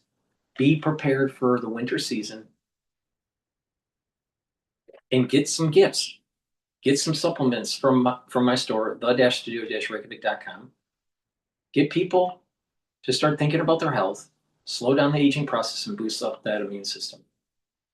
All right, let's listen to CNN. Coming on one of the top stories that we've been following here, and that is the investigation or the raid on the home of President Zelensky's chief of staff. Nick Walsh here with more. Nick, what have you been learning in the last few minutes? Well, it is certainly, I think, a seismic piece of political news for the embattled administration of President Volodymyr Zelensky. Now, hours after his top chief of staff, his top negotiator, Andrei Yermak's home and office was raided by anti-corruption negotiators, which point out they didn't immediately emerge and said they found anything, and they apparently acted without impediment. But Andrei Yermak, the second most powerful politician in that government, has submitted his resignation. This has happened in just the last minutes, but Volodymyr Zelensky himself has said, "I want no one to have any questions about Ukraine today. We have the following internal decisions. First, there will be a reboot of the office of the President of Ukraine. The head of the office, Andrei Yermak, has written a letter of resignation." Now, I should point out that over the last 3.5 years, there's been quite a churn inside Kiev's cabinet, Zelensky's cabinet. Many top officials in many roles have changed. There's been a lot of cabinet reshuffle. But the departure of Yermak, the timing so closely associated with this raid, is clearly a reflection of the pressure that Zelensky has found himself under. We've heard from European allies consistently sounding the need for caution when it comes to corruption. This is becoming, I think, a distraction from the message Zelensky is trying to put out about unity around whatever demands diplomatically will be made of Ukraine. And of course, it's very complex for Ukraine in a moment like this to have its peace negotiations led by a man who's had investigators in his own home a matter of hours later. So a moment, I think, of extraordinary complexity for President Zelensky here. Clearly, the decision has been made that they need to try and turn the page, that whatever comes now in this corruption investigation must be distanced from the Zelensky administration. But ultimately, too, this, some argues, potentially puts President Zelensky closer into the firing line. There's no buffer between him and the outside world now, where the investigation to expand in any way further at all. And clearly, Zelensky felt or Yermak felt the need to act here, and that's something his opponents, and certainly Moscow, will seize upon, Becky. Our best hits on drums are here. Go acoustic with $250 off PDP by DW. or plug in with $150 off the leases. Grab them before prices go up and shop Black Friday. Yeah, and that's what we've got to talk about. I mean, where does this leave talks, the prospect for peace at this point? I mean, we've got a US drafted plan doing rounds. I mean, what's your sense, Nick? Look, I mean, the entirety of the negotiation team was not just Andrei Yermak. He led it, but Rustem Umerov, there are plenty of others who can continue the work. So I think it's important not to overemphasize quite what this does to Ukraine's negotiating strategy, the ultimate decisions of which will be made by Zelensky anyway. But you do have a credibility issue when you have a change of key negotiator this deep into this kind of process. It is certainly something the Russians will seize upon. They've already been pointing towards the legitimacy of the Ukrainian government, saying, Putin, that they cannot sign agreements with Russia because they haven't had elections recently. They will pick upon this too. Let me add into this as well. I am grateful to add his words of President Zelensky. I'm grateful to Andrei for always representing Ukraine's position in the negotiation track exactly as it should be. There's always been a patriotic position, but I want there to be no rumors or speculation. As for now, the new head of the office tomorrow, I will hold consultations with those who could lead this institution. So swiftly moving to try and replace Yermak there. But as we're just saying, we are in the days ahead going to see a new set of negotiation rounds between the Americans and the Ukrainians, and which I think it's fair to say most analysts anticipate the Trump administration will say the deal we're currently offering to the Russians looks likely it's not going to be accepted by Vladimir Putin, judging by his remarks just yesterday, and potentially pressure Kiev to concede more, possibly some kind of territory. The change in their casting, their staffing of this negotiating team will be key in terms of how credibly Ukraine's able to hold that particular pressure off. And then, of course, separately, early next week, we have Steve Witkoff, President Trump's envoy to this particular conflict, going to Moscow to potentially lay out the proposal which was put together by the US and Ukraine. We know pretty much already that Vladimir Putin is going to reject it. He said yesterday he wants the land that he says Ukraine is holding. He means basically the rest of Donbass, as far as we know from what seems to be percolating from these discussions, or he said he'll take it militarily. So this Moscow visit by Witkoff didn't seem to have particularly positive prospects, but I think now we will see further pressure placed upon Kiev because of this wound now they've had to suffer. Possibly Yermak moving on to remove distractions from what Zelensky's been trying to achieve, or possibly because more was to emerge. We simply don't know. But I think this is the first time we've seen this corruption scandal, the damage it's done to Zelensky domestically, hard, I think, to overstate. You know, he was roughly impregnable, some might say, to all the travails of war, the demands made on the Ukrainian population to give their men up to the front lines and their women as well. But this corruption scandal hit at the heart of an issue so close to so many Ukrainians, not just corruption and how it's blighted Ukrainian society for decades, but energy. That's where the kickbacks were paid in the sector of, and energy blackouts are something that's blighting Ukrainians now because of the Russian onslaught. So a deeply problematic moment here for President Zelensky, and clearly here a move that I think they hope will draw a line under it. Does it instead add fuel to the fire? We'll have to see in the days ahead, but it's not going to make these negotiations any easier. Ambassador, always good to talk to you. So, as Nick was just noting, Andrei Yermak was God, I can't stand those glasses that women wear. Oh my God, I hate that 1970 look. There's two eras in modern American design that really suck: the 60s and the 70s. Please go to my store, the-studio-reykjavik.com, and please get the C60. C60 is a very potent antioxidant. It's 1,000 times stronger than vitamin C. One molecule of C60, 1,000 times stronger than vitamin C.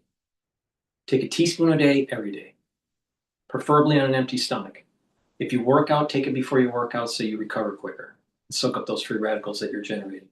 But how C60 works is that a C60 molecule will neutralize multiple free radicals because of the way the electron valence shell is on a carbon molecule. And by neutralizing those free radicals, the health of your tissue and your cells improves. To bringing down inflammation and soaking up those free radicals.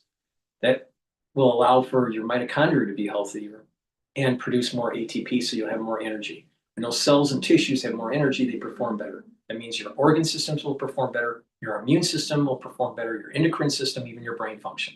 And soaking up free radicals at the vascular level is going to reduce plaque formation.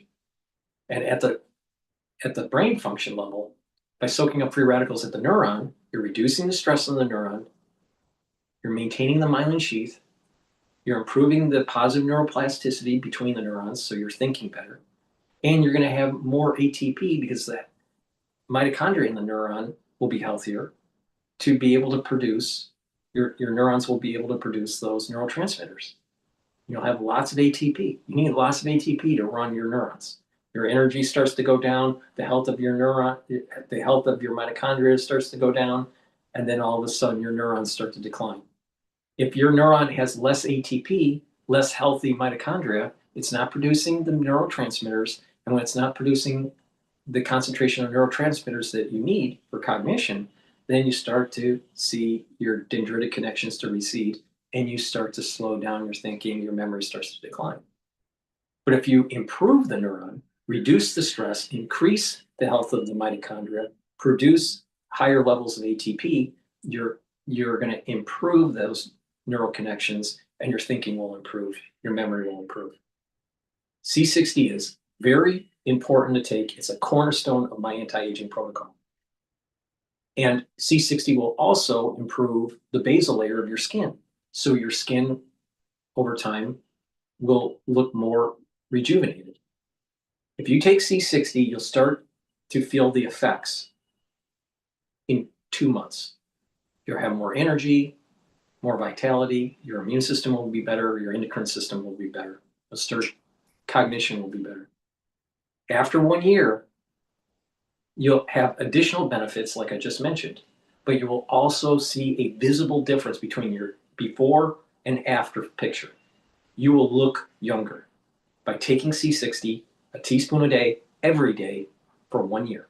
So please go to my store, the-studio-reykjavik.com. Take this every day, teaspoon a day. You can get it in MCT coconut oil, extra virgin olive oil, and avocado oil. You can get it in a 2 ounce, a 4 ounce, or an 8 ounce configuration. It is cheaper per ounce to get the higher ounce configuration. Use discount 5, you get $5 off any order. And if you spend $100 or more, you get a free gift until supplies last. Please go to my store, the-studio-reykjavik.com. And I can't stand this 1970 glasses for a women look. God, it's just so 70s. Man leading Ukraine's negotiations here. So how does this complicate these negotiations now? Well, we will see. That's right. We will see over the next month or so. But Andriy Yermak was a controversial person. He was controversial domestically in Ukraine. He was controversial internationally among observers. So this may, in some sense, help Zelensky move forward on this. As Nick points out, Zelensky wants to draw a line under this investigation. He has fired a couple of ministers, and now he's accepted the resignation of another person apparently implicated. So Zelensky is trying to put that behind him. No one has accused Zelensky of any of those kinds of problems. And as I say, Yermak had his own set of detractors. So when we look at where things stand then, sort of with the big unknown over the developments just earlier today, Yermak had told The Atlantic Ukraine would never see territory to Russia as part of a peace deal, saying, quote, not a single sane person today would sign a document to give up territory. This has always been an understandable contention in any of these negotiations. Of course, that 28-point plan had Ukraine ceding territory that Russia didn't even occupy, which of course was a non-starter. How much of the focus, right, or how high on the list, I should say, is this idea of territory at this point as Ukraine moves forward to try to get something done? Very high, Erica, very high. It's right up there, the top couple of issues. And Yermak is right, and Zelensky has made the same exact point. That is, Ukrainians are not going to give up legal claim to all of their territory, all of the 1991 borders.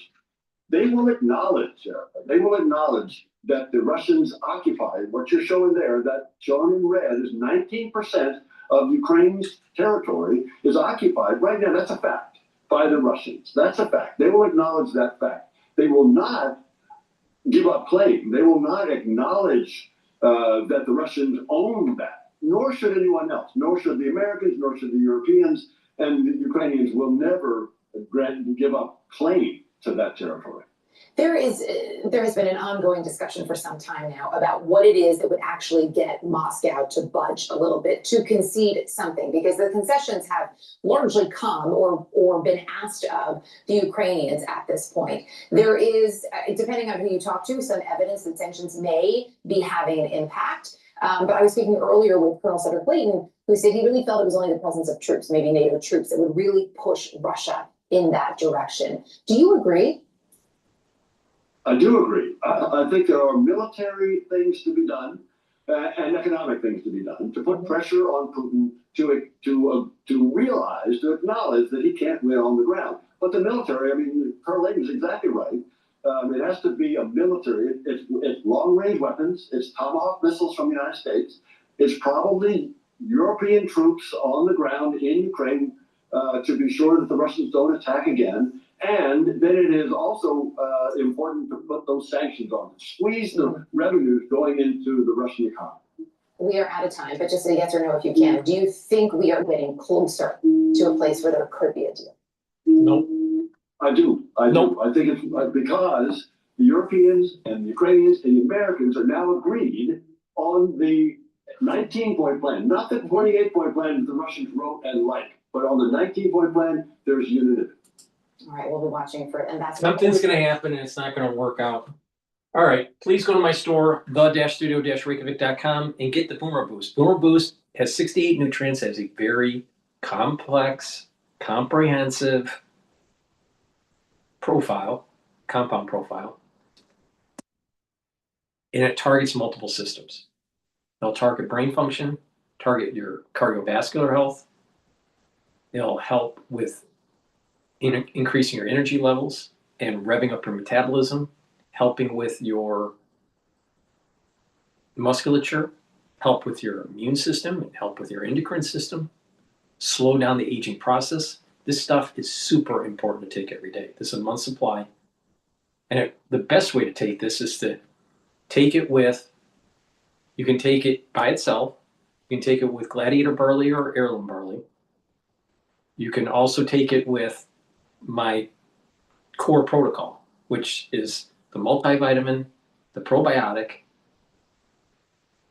max 30 fiber cleanse, C60, the turmeric, ashwagandha, and lignans, and then stack it with the Boomer Boost. That's a super stack to slow down the aging process. All right? You do that every day, and you're going to be pretty healthy. All right? But if you can't afford that, or you don't want to take all those supplements, you'll get a lot of benefit from taking Boomer Boost. It's a very comprehensive compound profile. Take a scoop a day, mix it with soft foods, filtered water, milk, or even just a smoothie, but take it every day. I mix it in soft foods like hummus. You can mix it with applesauce. You can mix it with yogurt. It's a great supplement to take. But if you put it in my core protocol that I just mentioned, you're going to get some major benefits on boosting up your immune system, revving up your cellular metabolism, increasing your musculature, helping the health of your mitochondria. These are all super important to slow down the aging process. Because when you think about people that are aging, what happens? They lose bone density, they lose muscle mass, they lose brain function. This is going to help with your brain function. The health of their mitochondria starts to go down. Their ATP levels start to go down. But if you listen to what I just mentioned on how to improve your health, you're revving up your metabolism. You're boosting up the health of your mitochondria. You're increasing your ATP. You're adding musculature. you're adding bone density, you're helping with brain function and cardiovascular health. And so you're attacking all the vectors of aging. So you're going to slow down the aging process. And so by the time you get older, you will be healthier. You'll be using less healthcare. It'll be cheaper for you. You're getting those benefits. If you start now, you're getting those benefits, those compound benefits, as you get into your geriatric years. So please go to my store and get the Boomer Boost. All right, we're going to play one more video dealing with retailers not capturing consumers with social media will miss their interest. All right, let's see here. See what she has to say. She's usually on Bloomberg, but she's on CNBC today. And Dana Telsey's here. It is Black Friday. Much cheerier, though. Shoppers are hunting for the best deals. Joining us right now is Dana Telsey, Telsey Advisory Group CEO and Chief Research Manager. And Dana, I would guess it's a little tougher to know exactly what's happening on Black Friday morning than it used to be. So many of the retailers actually close on Thursdays now instead of staying open that entire time. You're trying to figure out what's happening from the cyber perspective, which is tougher than going to the mall and maybe doing bag counts along the way. What do you think right now about where the American consumer stands? I think overall, what we've seen so far, given a bunch of third quarter earnings have been reported, more still to come, there's been resilience. And frankly, surprisingly, when you have companies like Gap talking about strength across all income cohorts, typically you hear about the pressure on the lower income consumer and the resilience of the higher end consumer. But one of the things companies, particularly just on the discretionary side, have done is newness and product innovation, collaborations, Taco Bell and Hollister, Love Shack Fancy and Victoria's Secret. We've had Martha Stewart at American Eagle Outfitters. So you've had newness in order to drive interest and demand, but definitely that lower income consumer, they are more pressured. There's a reason why. Where's the traffic been? Look what Walmart has said. Walmart's getting more higher income growth. And you're also seeing the off-pricers, whether it's TJX and Ross, talking about its traffic strength. So I think there's cautious optimism for holiday. We've got a long way to go. And as you said, it's not like it used to be. 6 a.m., Macy's is open, Best Buy is open, but really it's 9 a.m. to 7 or 8 p.m. that is holiday hours on Black Friday today. You know, that is a surprising thing that it's not one class of the retailers that are doing well. This definitely feels like an operator's market where you have to have the right strategy and you're going to see some real winners. Yes, it's not the same for everyone. At the same time, the marketing's different, social media marketing, TikTok, Instagram stories, you got to show up. Also, you're thinking about what consumers are doing with newness to their wardrobe. Definitely, it's not just leggings like in the past. It's denim jeans with embellishment and rhinestone. And look at the casual chef boots at Steve Madden that's showing up with brown suede, and we're lucky it got cooler outside.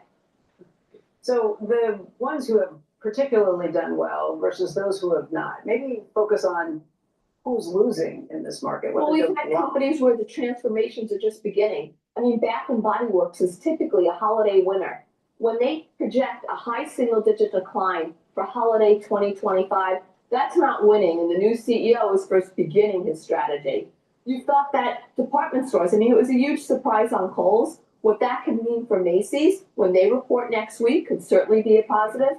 The statistic that 40% of Macy's product for holiday is new, that newness matters, and that's different. That should be encouraging. But if you're not capturing that consumer with social media newness, you're not gonna be in the mind of the consumer today. I'm glad you're not using the word choiceful. That is a word that I can't stand the word. It seems to be what everyone's talking about, but it does refer to the price sensitivity. And so what are you seeing in terms of price promotion, and how much margin room do a lot of these retailers have, given what's happening with tariffs, given what's happening in the supply chain? Will there even be much room for price promotion? So a couple things. I think companies, they're being very mindful of promotions. It seems like as the holiday season goes on, consumers are waiting for more promotions. Even Urban Outfitters talked about that the other day. But overall, and keep in mind, I like going to stores. I like seeing things. I was walking everywhere, taking my pictures, compared it to last year. the promotions this year so far are similar to last year. Do they have room to take price? Yep. They do, and we've been having this price tracker of 80 items since April, given tariffs and the whole tariff environment. Yes, you do see selective price increases, more are probably coming, but overall, whether it's 30 or 40% off, that's where you're seeing the promotional spigot, and it's not scary. It's something that retailers are managing. Inventory levels, for the most part, they're wearing down from the lower priced items before tariffs. That remains to be seen as we go through 2026. As she's talking, I'm looking at a email, all right? And I'm seeing from Macy's Black Friday up to 60% off. All right? And once you get like mid-December, Macy's is going to start bringing down even more of they're going to try to bring down their prices even more. I'll tell you, there's serious discounts out there if you look for them. But the question is do people have the money to buy? And I think there is a big part of society that's strapped.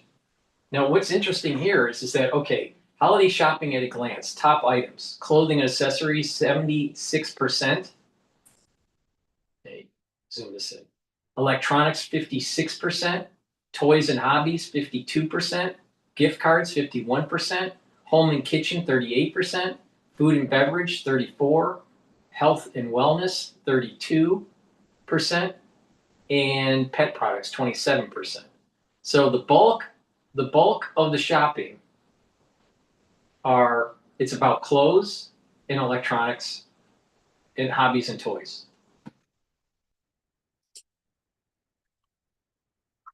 But even the higher end items, if it's something new that people don't have, they'll buy them. Essentials are where everyone is making sure they have enough opening price point goods. I agree with you. I'm sick of the word choiceful. The holiday season means a house full of people all up in your internet. But with 100% fiber optic internet from Verizon Fios, they won't slow you down no matter what you're doing. All right. That's the end of my broadcast. Thank you for listening. If you like the content I provide, please go to my store. Help support the work by getting the great products I have. I have great supplements that will improve your health if you stack them the way I tell you to, and you take them regularly. You will slow down the aging process and get healthy. I also have ebooks and course material on immunology and pulmonology that you can learn from. All these videos I do are for free. Please help support the work I do by donating. You can donate through Stripe, PayPal, or buy me a coffee on my website, on the homepage. You can also be a paid member to my Patreon and Substack channel. There's many ways to follow my work. I put all these videos out there for free. You can also listen to audio files on Apple Podcast, Podomatic, and on my website under broadcast, under audio, or under the live stream. Thank you for listening and have a nice day. And by the way, stop Marxism.